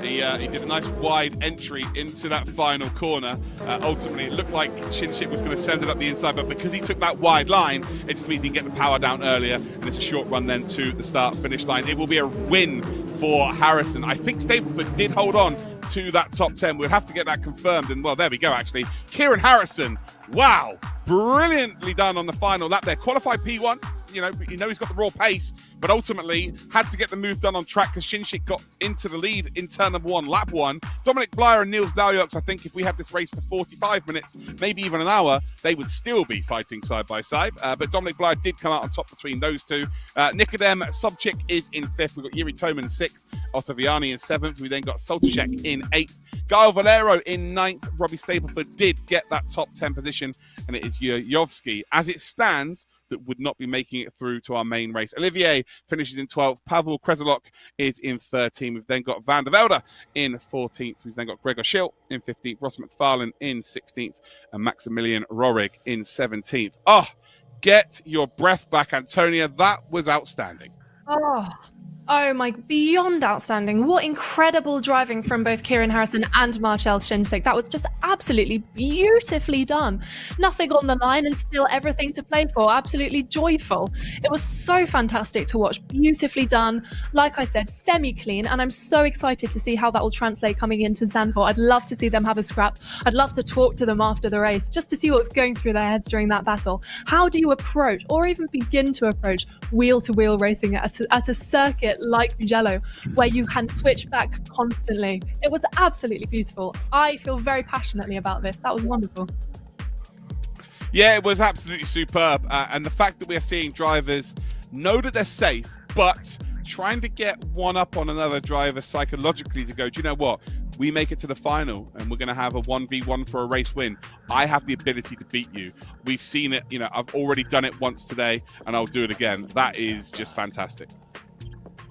It's almost nice for themselves to have a little go at it in a position where it's relatively low stakes. I mean, the grid was still quite close together. Any bad crash would have left them both wanting a position in the final that they wouldn't have had. But so exceptional. Just like you said, a psychological game going on there, reminding each other, I'm here, I can overtake you if you let me, so don't let me. Yeah, 100%. It was just, action-packed. We also saw a couple of incidents that will be discussed. I'm sure there will be some reports as well. But yeah, absolutely ridiculous as to what we've just seen there. We've got 20 drivers. There are a few things that need to be discussed, of course. If there's any incidents potentially, then they'll, of course, have to be sorted out via our race stewards. I'm not a race steward. I'm not going to discuss it. That's a job I don't want to have ever, by the way. But yeah, it bodes well for the final. We've got 20 very quick drivers. Especially qualifying 2. Look how the gaps between them. What was it, like 0.2 of a second between the top 8? Like ridiculous pace. And we're going to get to see them all on track. The top 10 from race 1 and the top 10 from race 2 at Zandvoort. It's going to be mad. I have to say, Zandvoort is such a brilliant choice as the circuit for this. I think it's going to be so exciting. It's a roller coaster of a track.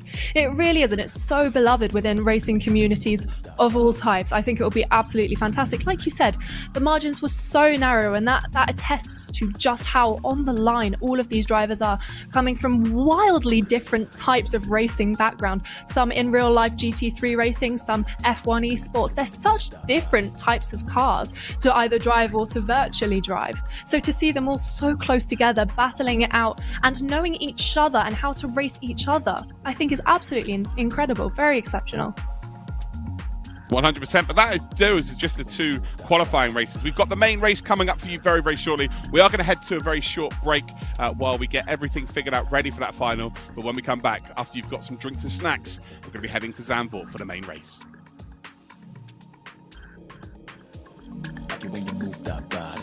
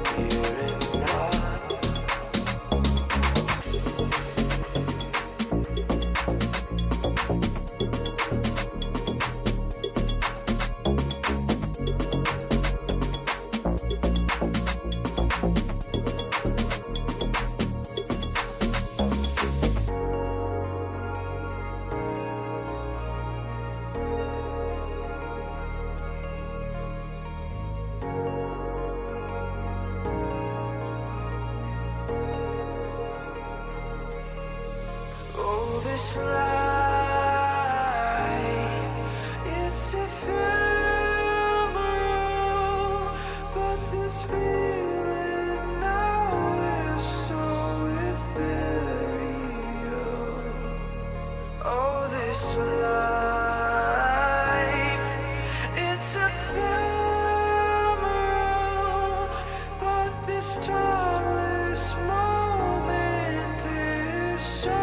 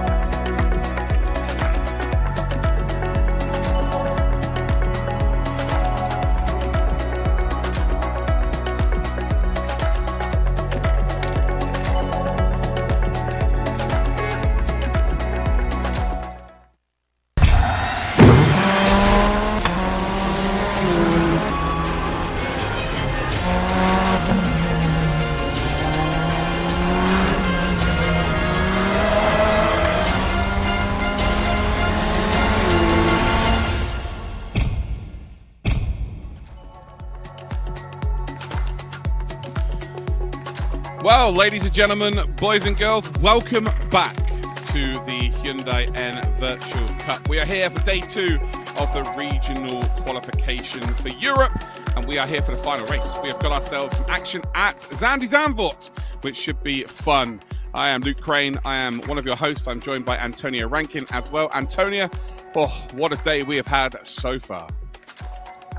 Oh, hasn't it just been the absolute best? Some of this racing has been so exciting. These Hyundai Elantra N TCs are just absolutely phenomenal, as are the drivers who are piloting them this weekend. I mean, we've seen some absolutely fantastic shows of racecraft, of intelligence, and just having fun. I mean, we've seen standout performances already, and it's not even coming down to the points yet. 100%. We saw Max Benneker kind of not really be too troubled, to be honest. Kamil Pawlowski and Sean Arnold had a go at him, but Max looked very strong, as he did for qualifying day number 1. But then we did have a really, really ferocious battle between Marcel Shinchik and Kieran Harrison. Kieran Harrison got P1 in qualifying for race number 2, but ultimately Marcel Shinchik would get him into turn number 1, and it would take until the final lap where they were side by side for what was about half a lap, I guess, up into the Arabiati, should I say, and finally the move was done. Not without a little altercation in the end. Marcel Shinchik tried to make the move coming into Pelagio, didn't quite work out, and ultimately they did finish 1-2 in the end. And they're actually quite lucky, because that could have ended up being a lot worse than what it was. Oh, I don't know how they avoided it there. They kept that very much cleaner than I was expecting them to. It's so nice. And it wasn't just at the front that we saw some great battles. It was throughout the field, all the way down to P10, which is of course where the cutoff was. It was heartbreaking to see some of the eliminations take place, but such is racing. And now all eyes forward to Zandvoort. Yeah, 100%. Again, I'm not in the steward's room, so I don't know exactly what has happened in terms of who's qualified from the second heat. I think the first heat was pretty much done and dusted. But what are you expecting from this race then, Antonia? What are we expecting from it? I think Benneker is probably going to be the favourite going into this. But is there anyone out there that could potentially beat him? I don't know. We saw some really great performances, like I said, all the way through the grid. And until we're actually there at Zandvoort, we don't know how hard the drivers were pushing themselves in those initial rounds at Mugello. They might not have been trying that hard, just cruising along in the top 10. Like we were saying, all they needed to do was come in the top 10. So they weren't exactly pushing for positions. So I think it's going to be really hard to call. Like I said, there are some great names, some really talented drives already so far this evening. And I think we've got a lot to come. So I don't know. I'm not an expert. I'm just here as the commentator to enjoy my time with you. Well, I've just had a list sent through from TJ, so thank you for that, TJ. But it looks like Gal Valero and Erhan Yayovsky are both missing from the final race, which is, yeah, there must have been some issues then. They must have had some contact, which is pretty crazy. But I think we're looking ready to go and get involved with our main race now. Although we are going to look, first of all, at a few of the housekeeping issues here. So we've got the HyundaiN Virtual Cup, of course. On Assetto Corsa, the car we're using is the Hyundai Elantra N TC, and there is over $100,000 up for grabs. That's what everybody wants to hear. How much cash can they earn? It was open to everybody, guys, the pre-qualification. That is done and dusted. The regional qualification is top 40 from each region, of course. We have seen that today, and this is the final race for the Europe region. USA's tomorrow. We've still got Korea and China to go. The regional semi-finals will be the top 20 from each region. That'll be December the 7th to the 15th. That'll be sorted out. And then top 5 from each region will make it to the grand finals, the world finals in South Korea on January the 11th. Exciting times indeed. But how is the regional qualification going to work? Well, we've got November the 20th and the 23rd for Europe, and that is today, is the final day for the regional qualification. So we're going to be done after this race. We will find out who has got through to the next stage. For USA, the final day is tomorrow, and as I mentioned, Korea starts on the 27th, and the 30th is their second day, and then for China, it is the 28th and the 1st of December. So we're running into December for the regional qualification.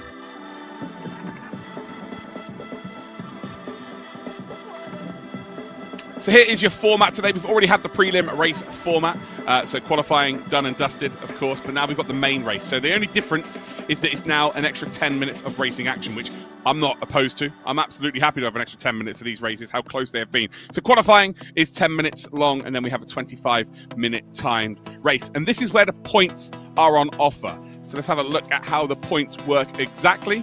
So no points was shifted out during the qualifying races today, but this is where they can earn them. So P1 will get 25, second will get 20, 16 then for third, fourth will get 13, fifth will get 11, 10 then for sixth, and then it's 9, 8, 7, 6, 5, 4, 3, 2, 1, down to 15th position. And if you get the fastest lap of the race, you get 2 bonus points. If you qualify on pole position, you get 3 points. There we go. But let's check out then the standings going into today's race.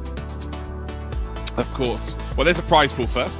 Prize pool again, $104,000, 220. There we go. We've also got the regional semi-finals where you can earn $7,705 per region. Top 20 finalists win an all-inclusive trip to the World Finals, so nothing to pay for there. They get it all paid for them. Drivers' Championship is $62,400, and then the regional championship is $11,000. The region championship, should I say.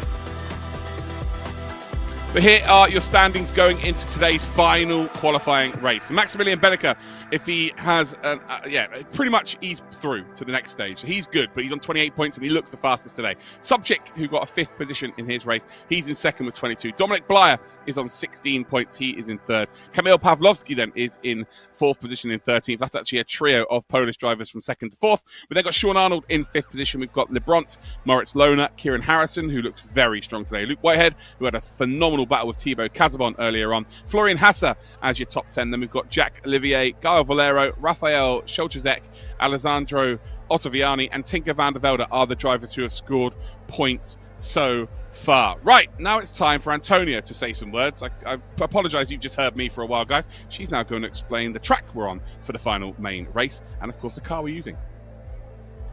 Yeah, Antonia words incoming.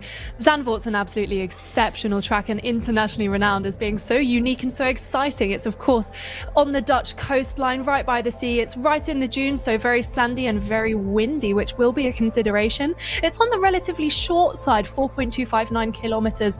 So in these shorter lap times, there are going to be a lot more overtaking opportunities, going to be a lot more important. 14 corners, some of them banked, which is of course one of Zandvoort's unique qualities, and it's always a roller coaster of a race. It will be super exciting to watch all of this unfold in the fantastic Hyundai Elantra N TC cars, which we've been seeing absolutely excelling across the duration of the competition, all the way from the pre-qualifying rounds. These Elantras are just so much fun, both to race and to watch, and indeed to commentate on. A 2-litre turbo, 350 horsepower. These are exceptional cars, and as we've seen, they can follow so closely to one another within a hair's margin of each other, and it's all down to the driver to make sure that they keep the rear of the car in check. I was saying earlier, these are very different to maybe what the GT3s that some of these drivers have been either virtually or indeed in real life sim racing before, and it's going to be a bit of a change. Of course, they'll be getting to grips with that a bit more now, but that mastery is going to be incredibly important now that points are on the line.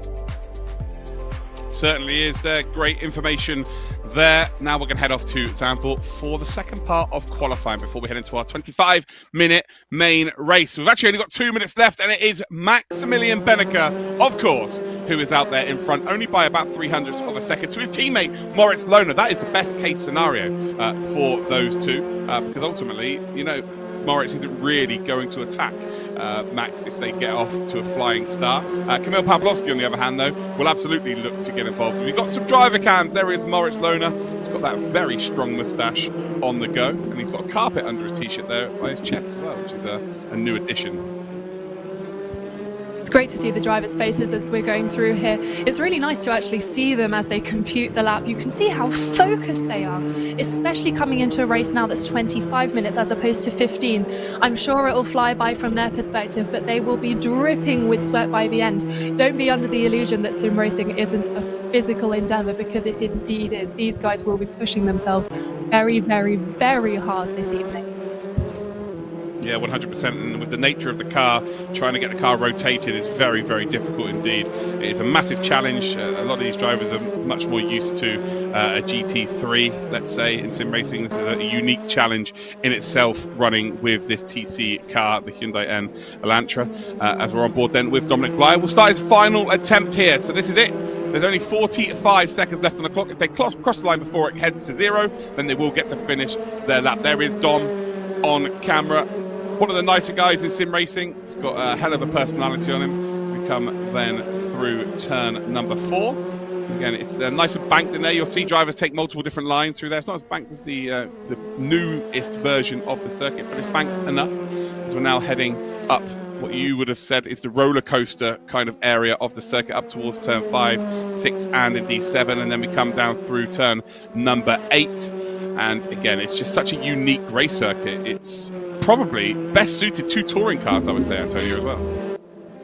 Well, that's why these cars are so great. They're almost exactly to the touring car specification, if not bang on. And that's why they handle all of these different undulations and quick turns so well.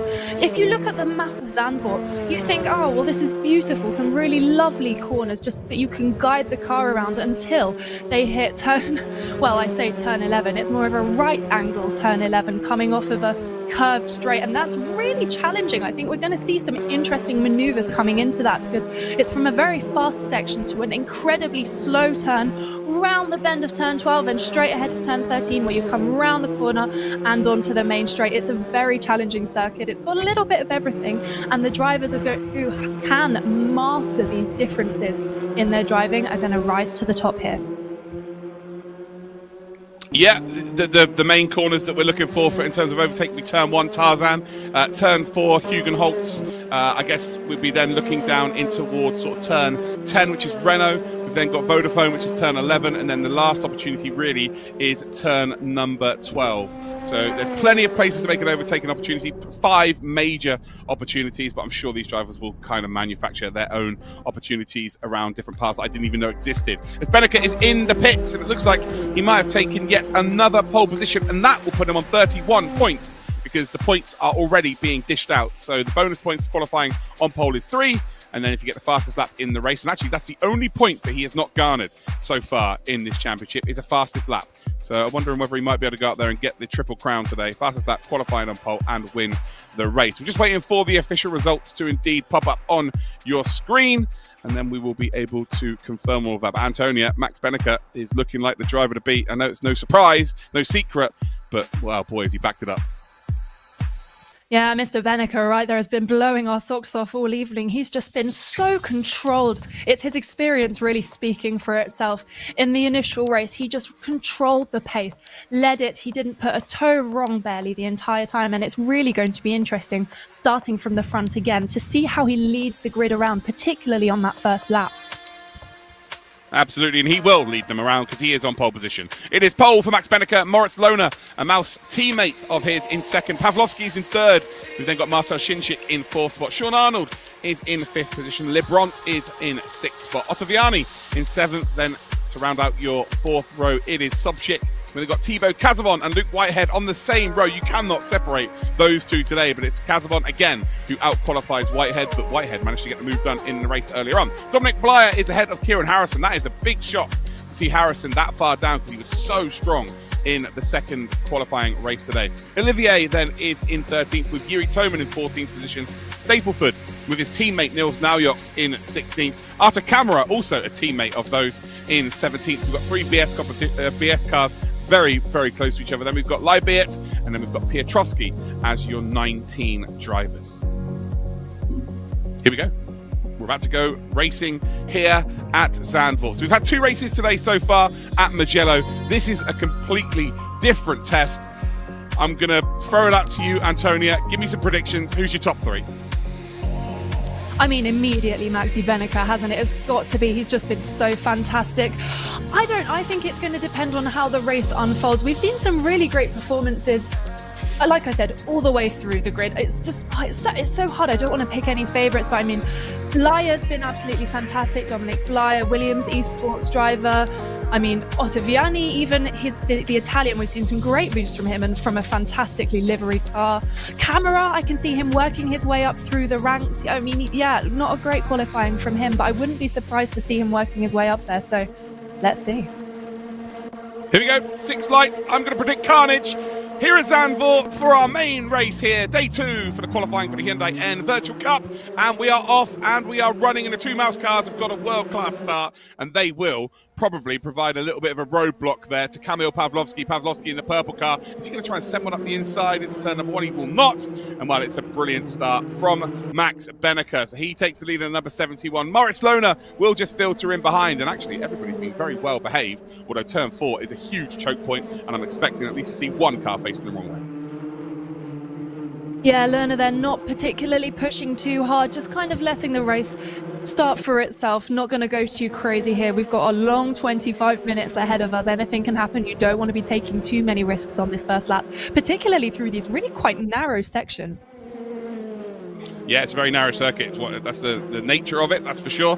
It's very undulating as well, running over the sand dunes of Zandvoort. But as we head then down in towards turn number 8, the 2 mouse cars looking very good indeed. Pawlowski very closely following them in behind. And actually, everybody's been very well behaved. We see a car there braking on the grass. That's not what you want to do. If you dip your wheels into the grass under braking, that is a surefire way of facing the wrong way. But as again, like I said, they've all actually really behaved well then. I expected to see some shenanigans, but we haven't. It's just been really, really placid so far, which I'm sure will definitely get a little bit worse as we go. So we head down towards that final chicane, and then we'll head round the final corner here at Zandvoort and end lap number 1. But it's a dream start for Benneker. It's a dream start for Lohner. And actually, you go as far to say it's a dream start for Pawlowski, although we've not really seen anyone try and fight as of yet. Yeah, as we follow along from the front left wheel of Kamil Pawlowski, I'm surprised he didn't make more of a lunge at the start than he did. It's a very calm, very easy start to the race per se. They're all just following quite kindly after each other, like a little group of school children walking alongside each other. But I'm sure that will change. We can see Lerner about a second behind Benneker, probably just not pushing too hard, and that gap is rapidly coming down. They're not really battling too much at the moment. We're not really seeing any big, intense moves. Maybe this is just from a pacing themselves perspective, but I want to see some action, guys. Come on, elbows out. Yeah, on board here with Sean Arnold. I think that Olivier and Harrison are having a battle here. Yeah, Harrison on the outside line as they went down in towards turn number 4, and Olivier's been able to hang on because of that. But here is Sean Arnold, just losing touch ever so slightly with Ottaviani, Marcel Shinchik, and we'll want to catch up a little bit quicker, but he's already in 5th position in the point scoring. So right now, a top 6 would be more than enough for him to go through. The big lad from Wales. As we head then again down in towards turn number 8. Now this is a very tricky corner. It just goes back on itself. See everyone locking up there. And just Sean runs a little bit deep. Started his career from Forza many, many years ago. Sean's been around a long, long time. Dabbled in project cars, then ACC, and now, of course, on Assetto Corsa. So he has been around the block a few times. Yeah, some hugely impressive career arcs coming along here and coming into fruition beautifully for this championship. It's so wonderful to see them put on such great performances so seamlessly. Here we can see taking as much curb as there is allowed on that track as we peer into some very serious, very concentrated faces. It may look very calm from where we're sitting, but I'm sure there's a million things going through their heads right now. Just had a question in the chat. How many Williams esports drivers do we have for this race?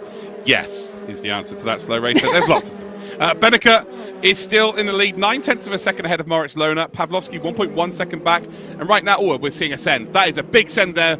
Down the inside from Sean Arnold on Ottaviani. You see the smoke being kicked up. Did he get it stuck? He has done. He absolutely has done. And actually, Ottaviani now under pressure from Lebront. So Sean Arnold does get the move done. He's up to a top 5. And the last time we were on board, he was actually quite far behind Ottaviani. So that was some second half of the last lap to even get himself an opportunity. So fair play. Well, he's not waiting around for a gap to open up. He'll find one and go for it himself. Good for him. That was a beautiful, beautiful move and nice and cleanly done. Ottaviani didn't seem to put up too much of a fight there. But then I'm sure we've got 20 minutes left of this race. There's still time yet. It's still got 5 minutes more than we had in the previous races this evening. So there's plenty of time. But like I said, that will go very quickly. We've got tiny margins at the moment between the field, very few gaps opening up at all. So the drivers are going to have to create their own opportunities. They can't be passengers in this race if they want to see themselves in the world final. Could not agree more. Just to keep you up to date as to who really needs to do well in this race, Marcel Chinchik, not even in the top 15 coming into today, so really does need a big points finish. A top 4, I'm not sure is going to be enough. I think he needs to get onto the podium at a minimum to guarantee himself an opportunity of going through. So yeah, he needs to get himself on the higher ranks in terms of points. There's Thibaut Casabon, got a lovely shot of him as well with his funky hair. He's currently in P8. In terms of the point standings, Thibaut Casabon also needs a big finish today because he is currently not in the top 15 either. So this could be a very abrupt ending to his championship. But the front 3, as they cross the line, the gaps are starting to extend a little bit. Benneker with 1.5 seconds now to Moritz Lohner. Moritz Lohner will be happy with P2 right now. He's currently 6th in the point standings with 10 points coming into today. So yeah, all job is a good one. As you see, Thibaut Casabon very close in behind Lebront. It is quite nice, I have to say, to see people like Chinchik having to really push themselves because they need to get these points. And it shows, in fact, I would say, that they've had enough of an improvement arc that maybe until this evening they weren't considering themselves as key contenders. And now here they are, proving themselves, really learning so much about the car so quickly. I think it's an accolade, in fact, that perhaps they've made a big jump this weekend. We've got a question at the bottom there. What does Benneker need to get through as the champion? He's just going to need to hold his position here. If that, he can relax, I think, compared to most of the other drivers in this race. He's coming in with a 28-point lead. He's doing very well for himself, but that doesn't mean he'd turn down a win, I'm sure. Oh, he'll 100% want to get psychological advantage over everybody because he'll still be driving against the same drivers in the semi-finals. So yeah, to know that he's just dominated everybody for 2 races in a row, that's perfect for him. But he could literally park the car right now and he's through. He's good to go. He got 3 points in terms of the bonus for qualifying. So yeah, that means he'll be on 31 points. Marcel Chinchik there, you can see he's getting we're on board with Nils Naujoks. We've got the camera there of Marcel Chinchik. Nils Naujoks trying to make a move on Olivier. Or should I say, actually, it's Naujoks is under pressure from Yuri Toman. So Yuri Toman very closely battling with Naujoks. There you go. There's the German flavour to that BS livery. But in terms of the drivers at the front, Kamil Pawlowski doesn't really need to do anything here, guys. Like, he is already P4 in terms of the points, had 13 points coming into today. And considering this is the final race of the championship, it's a really unique position to be in. If Marcel Chinchik forces something, Pawlowski will more than likely get out of his way. So Chinchik has to play on that and has to try and make the move as soon as he possibly can. And very similarly on Moritz Lohner. If Marcel Chinchik can find himself in a position to get side by side, as we see Yuri Toman try and swing it round, or try and swing it round the outside, it's actually going to be up the inside of Nils Naujoks, and he will get the position nailed. So brilliant stuff there from Yuri Toman. So it's a really unique situation at the front here. Marcel Chinchik can really put the pressure on Pawlowski if he can get close enough, that is. And almost Kamil has to go, do you know what? You can have it. I don't really need to fight this. Yeah, it's actually the drivers from about P4 downwards who are the ones who really, really want to win the races. I'm sure the top 3 are just focusing on finishing the race, if even that.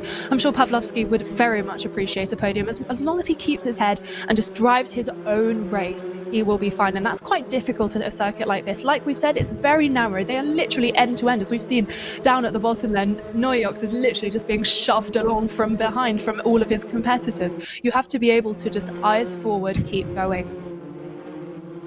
100%. We got Slow Racer Gaming saying he thinks Benneker is just absolutely amazing and very fast. That's pretty much it. He is probably renowned as one of the top 5 of all time in iRacing. He is currently a top 5 racer on Rennsport. Obviously, he's one of the very best on AC. When I first started involved in sim racing, everybody was good at every sim. There was sort of a pool of 15 to 20 drivers that were just all very fast.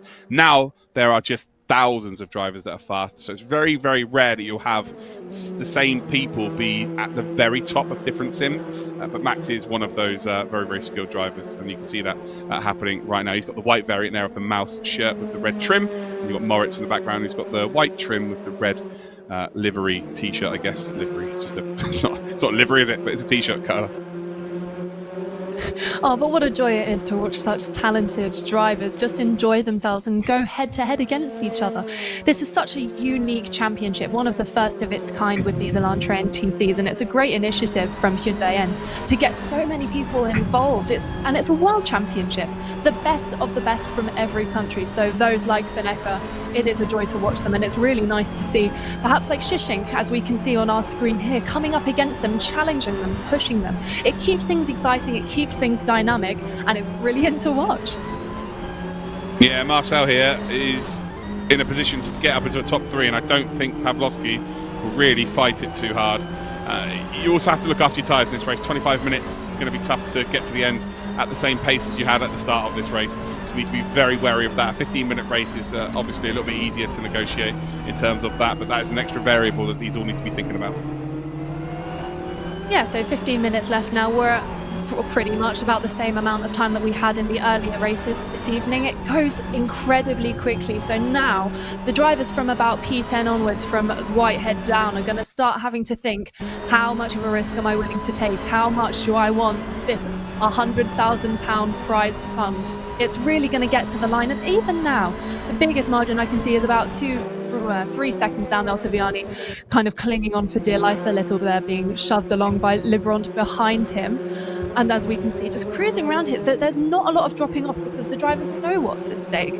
But it's exciting to watch. And as we come into the final stages of this weekend, God, almost 4x4 coming around it. This is so absolutely incredible. Lebrun and Ottaviani desperately holding off. We've got a 5x5 car. Oh, and as they break, they're going to be holding up each other as the pack behind them catch up. And oh my goodness, it's a hair's width between them. I can hardly breathe.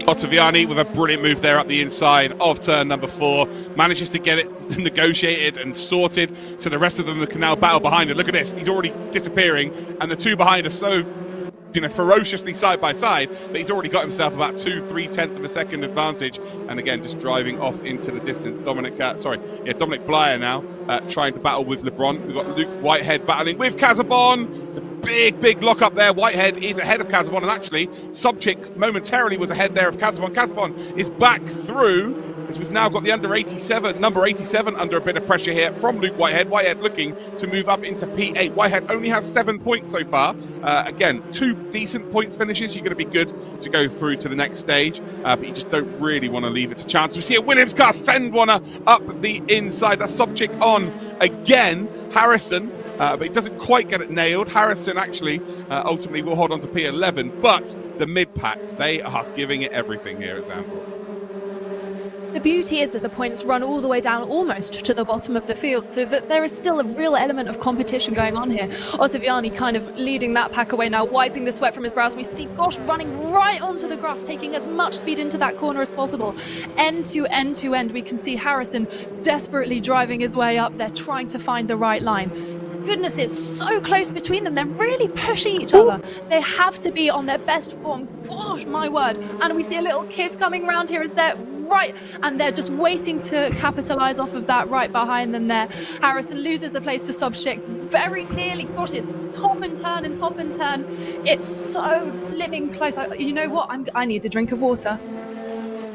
Harrison just about sends one up the inside of Sobchik there, the Williams esports driver, having to give up in the end, but they were not giving an inch. That was brilliant action from both of them, just about on the limit, but look who's looking to pounce like a panther in behind. You've got Olivier, you've got Yuri Toman and Robbie Stapleford, all looking for some freebies as well. There's lockups all over the show, so much pressure indeed being put on each and every driver. That's how close it is. But right now, Kieran Harrison has managed to get himself up into a top 11 spot. Remember, top 15 score points. It's Beneka that leads, 1.1 second clear of Lona. Pavlovsky now is in third. No slipstream to play with here, so Shinchik maybe with an opportunity to close up, although he's got Sean Arnold to contend with. Sean Arnold doesn't need to make an overtake, whereas Shinchik needs to get as many positions as possible. Ottaviani is only 2/10 clear of Dominic Blyer now, and he's got Lebrun right in behind him as well. So we've got Battle of the Poles in behind an Italian, and then you've got Luke Whitehead, who just doesn't need a second invitation to make an overtake in any race he's ever been in. So there are going to be some fireworks. There's still 11 minutes to go in this race, and anything could happen, especially in the mid-pack. Well, we're seeing some action right at the top there, just as Pavlovsky is pushing himself forward, driving himself forward as much as he can. Shinchik just pushing himself, driving himself forward. 10 minutes left. You can do this. Pavlovsky, like you said, he's not going to need to be there in order to make that challenge, and he's just not quite making that lunge yet. Still 8 tenths behind him. Literally all the way through from P3 straight down. We've got battles for every single place on this grid, because every place is vital for these points. There's going to be such fine margins by the end of this weekend, as we see Arnold on our screen now, very calm and collected, keeping himself in very good check. You can see him doing relatively fast laps, making up time, so he's pushing himself very well. But it's just so, even at this point in the race, it is still too close to call. Sean Arnold here with a big opportunity. He doesn't need to make an overtake again. This will be enough for him to qualify through. But any position he takes away from Marcel Chinchik, who is one of the best sim racers in the world, gives a bigger opportunity of Marcel Chinchik not making it through to the next stage, meaning Sean gets rid of someone out of this competition that is a threat for him to advance further to the finals or beyond. So this is the only reason you would want to attack Chinchik right now, is that there's an opportunity for you to knock him out so he's not in that top 20. So as we come then through that final chicane, you see Sean Arnold's going to get a really nice run here. Actually, he's going to close up right underneath that rear wing of Marcel Chinchik. And I think you'll find once they get out of the final corner here, there will be an opportunity down towards turn number 1. Let's stay on board like this. So we get a lovely look then behind to Sean Arnold. We're on board with Marcel Chinchik. As we come round that final turn, it's now the long start finish straight, the fastest part of this circuit. It's the biggest speed that they will be in. And you'll now start to see him close up as we get to the higher gears across the start finish line. Is there the opportunity for Sean Arnold? Not sure he's quite close enough. He absolutely isn't. But can he force Chinchik to run a little bit deep off of the apex? He can't. And actually, he makes a little error himself. And now that gives Chinchik all of the room, or all of the space now to maneuver into turn number 4. You just don't want to be offline running through turns 1, 2, 3 and make a mistake through here, turn number 4, because if you do make a mistake through here, it's so easy for a car behind to get the run as we run through 6, 7 and indeed down towards turn number 8. That's actually a perfect angle there to demonstrate just how those tenths really pay off in a battle when it's this close. They cannot afford to make the smallest of tiptoes off of their racing line, because it will cost you the overtake. And we can see here Arnold getting ever more jitsy, just trying to chase that position, trying his best. We're riding on board with LeBron, just following him around here now. You can see everywhere there's 2 by 2 by 2. It's so easy for the drivers to get right behind each other, but it's making the overtake this difficult. You have to have such racecraft, as we see him run quite deep there in order to take the wider line round the following corner of that S there. It's really vital, so vital when you're 2 by 2 by 2 like this, to have the upper intelligence to whoever is behind you. In a blink of an eye, LeBron's gone from battling Casabon to now defending. Oh, there's a big off there. That is Casabon. So Casabon with an unforced error.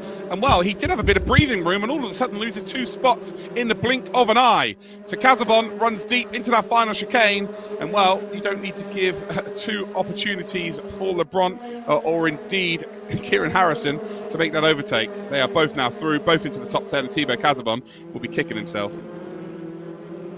7 minutes left there, and you can see how quickly that time halved. The drivers obviously now have to make the moves, otherwise it will be game over for them. We can see them coming around here, just teasing him there, right there, Arnold, just teasing him, letting him know, I'm not going anywhere. It's like a magnet to the back of that car there, following him around in perfect synchrony around these turns. They're taking the same lines, they're following the exact same roster. They just need to be very careful there that they don't make contact, because at this stage it would be incredibly disastrous for them both. This is a great view here from the tyre. You can see how the corners open up. You can almost feel it as the driver and the car become increasingly united. As we see a little move there, no, not quite. It's so difficult to make an overtake on a track like this.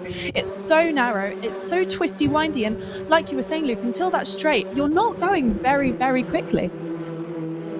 No, you've got to try and force an error from the driver in front, or hope that someone like Casabon, who I think is making a bit of an error here as well. Yeah, he is. Sobchik is going to try and get himself involved. He came into this with second in the point standings, 22 points. There's big contact between him and Casabon, and they're going to get through there nicely. That is basically touring cars definition. If you read up the term touring cars in the dictionary, you'll see that move. A lot of rubbing on the exit of a corner. If a gap does appear, as we see a couple of cars in front there, Harrison and LeBron also touching each other through the chicane. But that's a lovely move there from Sobchak. And again, it just comes from Thibaut Casabon running ever so slightly deep by a couple of meters, maybe miss hitting the brakes by 2 meters. And ultimately, it's enough there for Sobchak to go, yeah, I'll have a go there. I'll send it up the inside and I'll get that move stuck. So yeah, when you get that opportunity in touring cars, you just have to take it. Yeah, he's done a beautiful job there of maximising the very little opportunities that you do get there. And you can see running down here, very different points in line as we run by there to try and get the...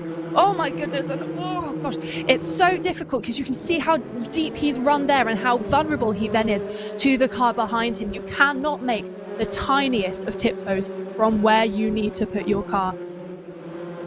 Yeah, Thibaut Casabon trying to go around the outside of turn number 1. Again, the way the camber works in that circuit is actually a viable opportunity, but you have to be perfect to keep the overlap because you cannot get it done around the outside of turn number 1. You'll need the help of turn 2, 3, down in towards turn number 4 just to be alongside. Didn't quite work out there for Casabon, but he's at least trying, he's at least giving it a go, but he seems like he's on absolute edge here. On board then with Luke Whitehead, who earlier on did a phenomenal move on Thibaut Casabon in the qualifying race, as he's now right in behind Otto Viani. Is there an opportunity for him to make a move this time round? No, not quite close enough, but you might see him try a little fake around the outside and then dive up the inside. It's such an open entry to the corner. He's actually going to try to get into the rear view mirror there and try and force a mistake, but isn't quite close enough, as we now go on board with Harrison, who is in behind Lebront. And ultimately, if these two battle down towards that chicane, it renders their opportunity to be a top 8 almost useless with 4 minutes left on the clock. Big lock up once again. Oh, lots of curb being taken there by Lebront, as people are calling him LeBron in the chat. I guess he must look like he must be a goat of sim racing in Poland. As we come around the final couple of corners, 4/10 then separating Harrison and LeBron. But yeah, Whitehead looking to get involved with Ottaviani, and I'll be very surprised if we don't see a move down towards turn number 1 from Whitehead. We can see and a perfect illustration of just as he's coming up down here, you cannot outdo someone in a spec series. You just have to be the one to brake last. Who's going to brake last as they come around here? Gosh, they are side by side. This is just absolutely nail-biting. Harrison having to take the wider, deeper line, but he's got the inside line now as he comes forward down here. Can he make it stick? No, they are side by side. Goodness gracious me. Keep it clean, guys. Keep it clean. Superb move there from Harrison. He got the exit he needed from the final corner, set it up all the way down towards turn number 1, forced to go round the outside, had a slight overlap in terms of his bonnet was slightly ahead into turn 1, which meant he could keep the overlap into turn 4 and had the inside line and made it stick. That was a textbook move there from Harrison. Beautifully done. Beautifully indeed, stole the words right out of my mouth. Now we can see here, as we've been getting so excited with these battles, there's a gap opening up between 6th and 5th place there, just as Blyos dropped back from Shishing because he can't keep on with everything going on behind him. And I'd like to give real creds to the top few drivers here because they have just led a race of their own. They have been absolutely faultless thus far. I'll touch wood, we've still got 2.5 minutes remaining of this absolutely fantastic race at Zandvoort. But it takes so much just to control the race in the way they have, as we see the cars bouncing over the curbs here. Yeah, we've also seen a change of position for P4. Sean Arnold did get ahead of Marcel Shinshik, so now Marcel drops down, and that will only be 11 points gained from today. So I'm not sure whether that will be enough to be in the top where he needs to be. We'll see. There's Whitehead there, almost has to back out behind Ottaviani. As we see now, he closes back in. As we're now heading down towards turn number 1, and can he get the overspeed? Can he get the run around the outside? Has to try and do exactly the same as what we've just seen from Kieran Harrison, but he's just not far enough alongside, although he might try to cut back.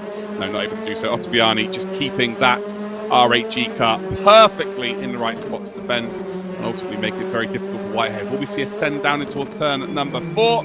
No, we will not. Again, holding on to that inside line, forcing it to be perfect from Whitehead, or he will indeed be out of position. Kieran Harrison also in behind. So this is good news, actually, for Ottaviani, because if Whitehead does look to go and make a move, Kieran Harrison will absolutely be able to slot in as well. So they'll be side by side, and that should give Ottaviani a bit of an advantage to drive away. But still, with 1 minute, 20 seconds left on the clock, there are fights absolutely everywhere. Ottaviani, actually, credits to him. He has made his car very wide for the majority of this race. Luke Whitehead just searching for any way to get around him. He is so very close. Takes a look around the inside there. No, not quite this time. He'll take the next one if he can. And as we say this, like you said, Harrison really coming up behind them. We've got two Brits right behind Ottaviani, who is just trying his best to triple the width of his Elantra as much as possible. Coming round here, if he makes a single mistake, he will fall victim to them. It's like hyenas waiting for their meal, but Ottaviani is not letting it happen, as we see a slight lock up there from Harrison. Oh god, that was very sketchy indeed there. Whitehead nearly goes into the back of Ottaviani, and Harrison, he followed suit. Luckily they all got it figured out, but that could have been very nasty very quickly. As we go on to the final lap of the race, and Benneker, if you didn't have a rear view mirror, I'm pretty sure he wouldn't realise he's in a race at all today. It's been just him out in front the whole entire time. Hasn't really had much to deal with, and that's just testament to how fast he is, because these drivers are the very best in the world. There's no slouches in this championship, that's for certain. Benneker then rounds turn number 4, heads up towards 5, 6 and 7. The roller coaster, not only of the track, but the emotions of guaranteeing yourself a semi-final drive. As we go a little bit further back, Harrison's still trying to make a move on Whitehead, who's still trying to make a move on Ottaviani, and all three of these need points. Least of all, I would say Whitehead. Whitehead, with that 7 points scored from Wednesday, he's kind of going to be okay, scoring good points here again. But Harrison could do as many points as he possibly can. And very similarly for Ottaviani, who only got 4 last time out, as Yuri Toman is now getting involved with Olivier. Top 15 score points as well, so every single position is worth something if you are in that top 15. See, he's keeping himself as still as possible. If you watch me sim race, I'm leaning all over the show trying to gain an extra couple of tenths, but these guys, they know that that's absolutely useless. So we head then in towards the final few corners, down towards turn number 11. Can Toman potentially find a move on Olivier? He's not quite close enough. Stapleford's going to send one up the inside though. Is there contact between the two of them? There absolutely isn't. Yuri Toman is going to hold on. And we go down towards that final chicane, and I'm sure we're about to cut to our race leader, who will be picking up not only his, what would it be, his 4th win overall, but his 2nd main race win of the qualifiers, and safe passage through to the semi-finals. Can anyone beat him?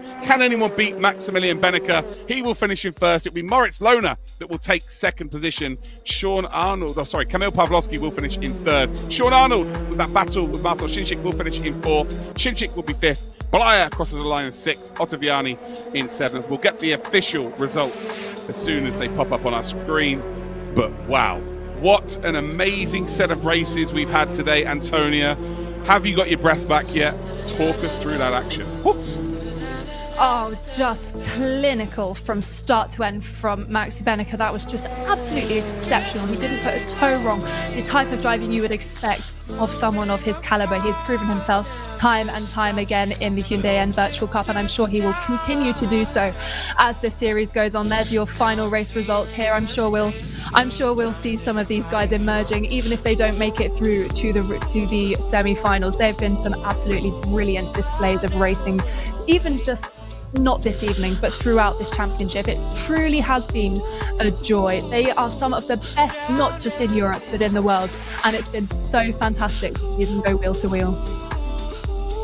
Well, here are your official results then. Maximilian Benneker picks up yet another victory. Moritz Lohner, teammate of Maximilian, picks up P2. A good day in the headquarters of Mouse. Kamil Pawlowski will come across the line in P3, one of the most beautiful men in sim racing. Sean Arnold is in 4th position, and we've got Marcel Shinchik in 5th spot. They had a great battle during this race. Dominic Blyer will finish in 6th. A relatively quiet race for him, to be fair. He wasn't involved in a group of 5 in front of him, and he wasn't involved in what felt like a war in the group behind him. Ottaviani comes out on top in that war, but Whitehead finishes 2nd of that group in P8 overall. Kieran Harrison in 9th. Daniel Lebront finishes in 10th. Thibaut Casabon, who, well, he was just beaten from pillar to post that race.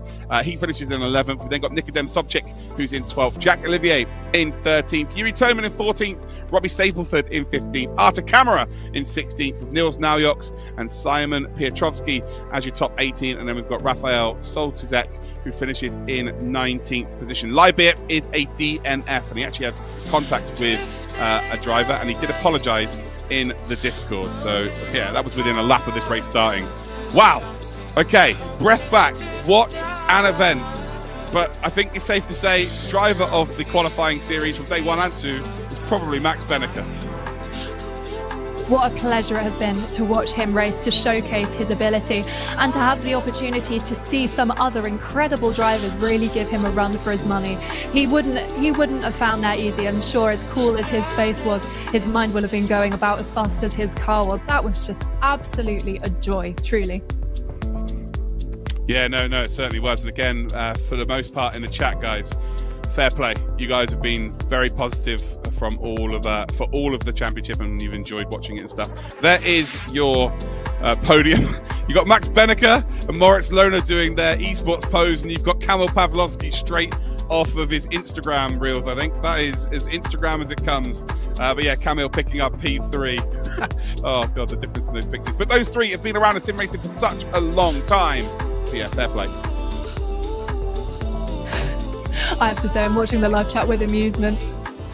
But no, thank you so much everyone for joining us this evening. It really has been so much fun, and I've had such a joy speaking with you, Luke. What a great race we had in Zandvoort, and some fantastic qualifying rounds in Mugello as well.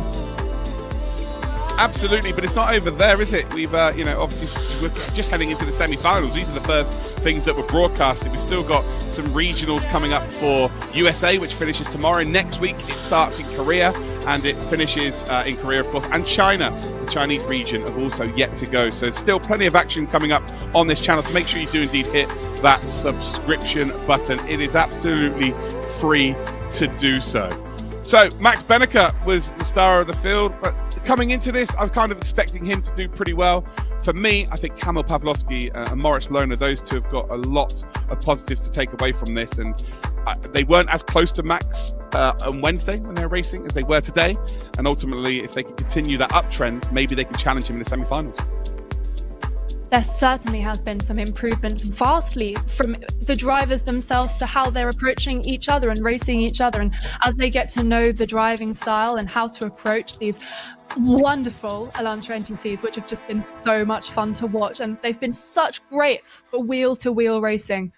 I mean, I run out of superlatives. It really is so fantastic. The best of the best racing against each other. And I cannot wait to see how the rest of the series unfolds. Absolutely, and that's what you get with the spec series, right? You know, it is about the drivers.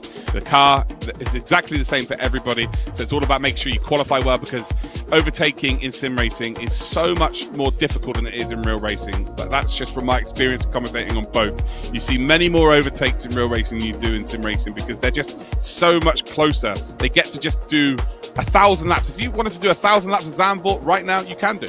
It's just all about whether you've got the time to do so. Can you go out and take your race car to Zandvoort right now and do 1,000 laps? No, it's very unlikely. You don't want to do it right now as well. It's really wet out there. So sim racing is just generally quite a lot closer in terms of time. So it becomes a little bit more of a stalemate. So the pressure really is on qualifying. We've just got a few minutes before we're going to get some of our drivers in for an interview with me, and then we will wrap up the show. But anything that has stood out for you today, Antonia? If I'm honest, it has just been the sheer way that these drivers have approached the series, honestly, with having so much talent behind them, knowing that they're racing against someone who can really match them. There must be a lot of pressure on their shoulders, and that's something that is wildly underappreciated in esports generally, let alone in sim racing. And it's been so fantastic. It's so physical. Focus is so high. They, like you said, they sit there unmoving, so laser focused. It takes a lot of weight on the wheel, a lot of weight on the brake. And it's something that I think needs to be highlighted and appreciated, because these guys truly are so skilled, and it's so much more than just a video game. It truly is. And the craft and the intelligence and the way that the drivers have approached the series in general, I think is exemplar. Well, it looks like we're going to head over to an interview with Moritz Lohner. Let's have a little chat with Moritz, shall we?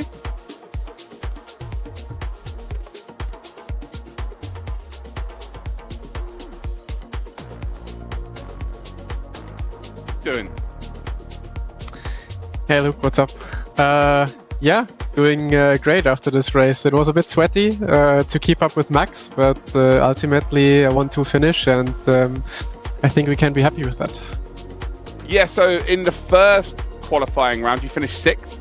and then obviously today you've managed to get yourself a second position. So you've closed that gap to your teammate. What is it going to take, though, to topple him?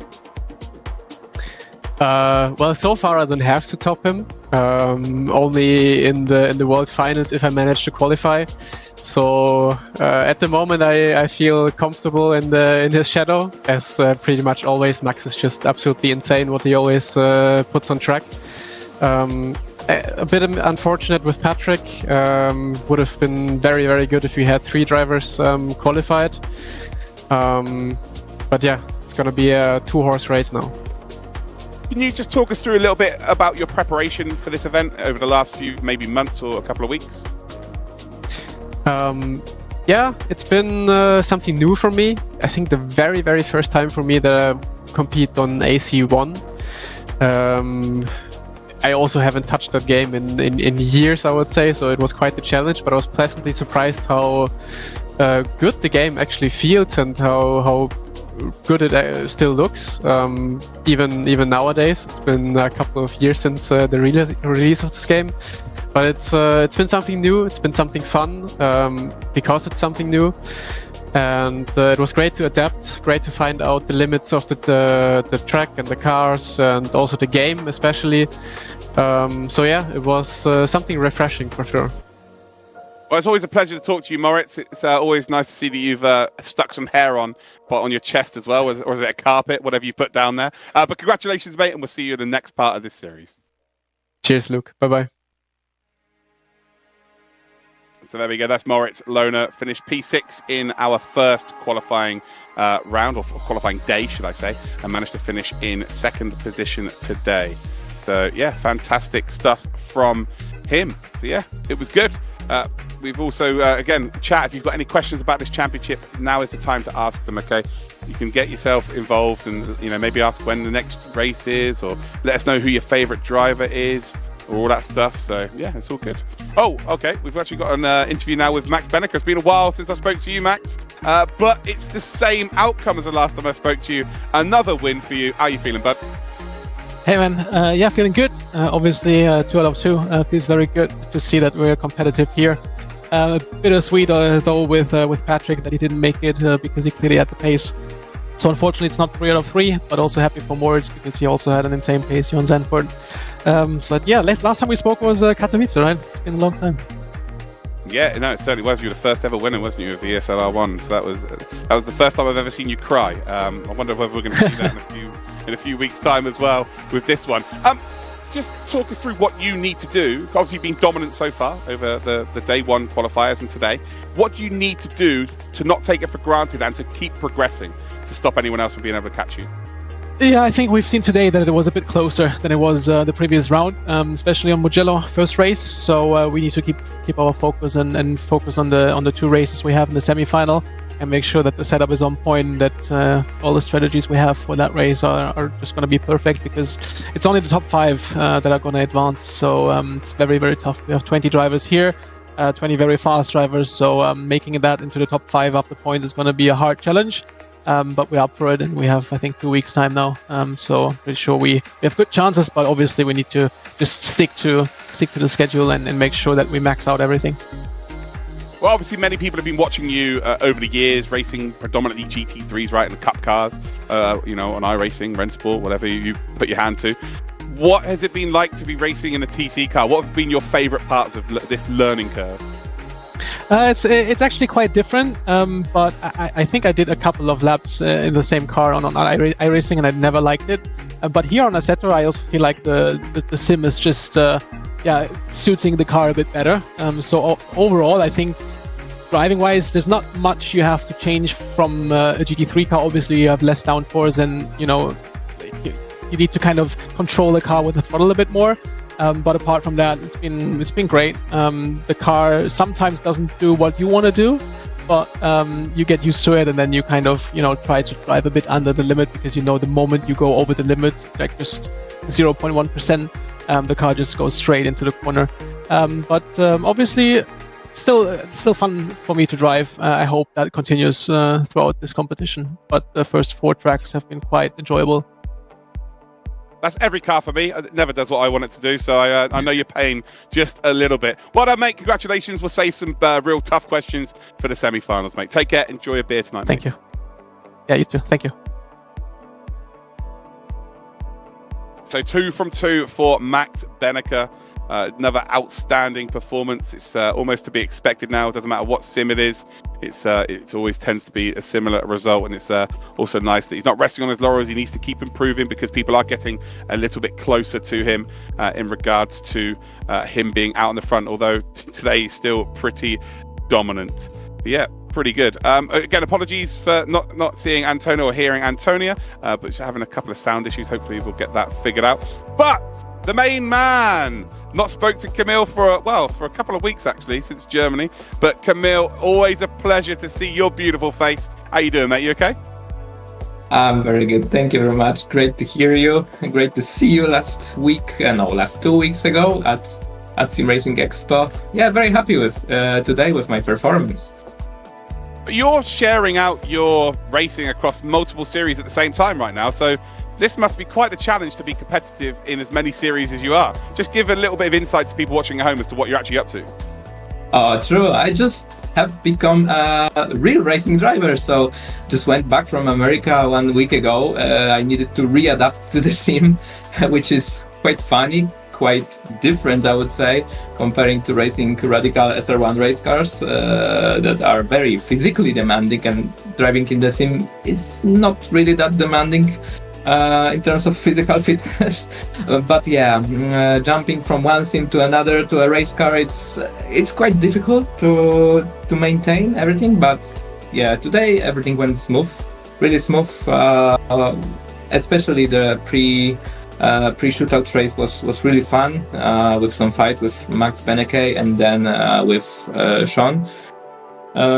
So yeah, and in main race, I was just lacking a little bit of pace compared to the leaders. So I just, quite comfortably drove on P3 throughout all the race. What do you need to do to bridge that gap? I know it's a small gap, but at this level, a small gap is on track significantly a chunk of time when you get to the end of the race. What do you need to do? Have you figured that out for practice? Honestly, I think it's a good question, because setup-wise, I think I have pretty much nailed the setup of this Hyundai. Maybe there's something to improve still. I will be trying for the next stage of the competition, but I observed today the leaders in front of me taking a bit different line on one corner, so maybe there was this 1 or 2 tenths that I was missing, more or less. So yeah, now all the focus on improving even further the setup for the regional finals, and yeah, maximizing and really maximizing the performance. Good job, mate. I'm super proud of what you're achieving in sim racing. It's always great to talk to you, you beautiful man, and I'll catch you in the semi-finals, bud. Thank you very much. See ya. So there you have it. Oh, Antonia's back. Oh my God. I'm back. Is she back? Hello. Yes. I'm back. Yes. Welcome back. Yeah, a slight sound issue there, but it's nice to hear from all of the drivers. They're all smiling as well, which is very rare in sim racing. Normally they're quite miserable actually, but today they're all smiling. They're all happy. I guess that's what you get when you qualify through to the next phase. Yeah, a testament to both the spirit of the series and, of course, the fact that they're one step closer to that 100,000 cash prize. I'm sure that's part of the reason that they're gritting ear to ear, but also great quality of racing and an enjoyable championship. What more could you want? 100%. It's been absolutely phenomenal. But that's it from us. We've done now. The European leg of this series is done until the semi-finals. I want to say a massive thank you from myself. Antonia, it's been an absolute pleasure working with you. Have you got any final thoughts? Oh, just thank you so much for having me. Thank you so much, Luke, and thank you so much, everyone watching, and of course, all of the drivers. It has been so much fun. Good stuff. Well, thank you to everyone behind the scenes working. We've got Mike, we've got Jacob, we've got TJ doing the interviews. To everybody who raced in this series, thank you to you. And to everyone in the chat, thank you to you as well. Hopefully you've enjoyed it as much as we have. But until next time, I guess we'll see you then.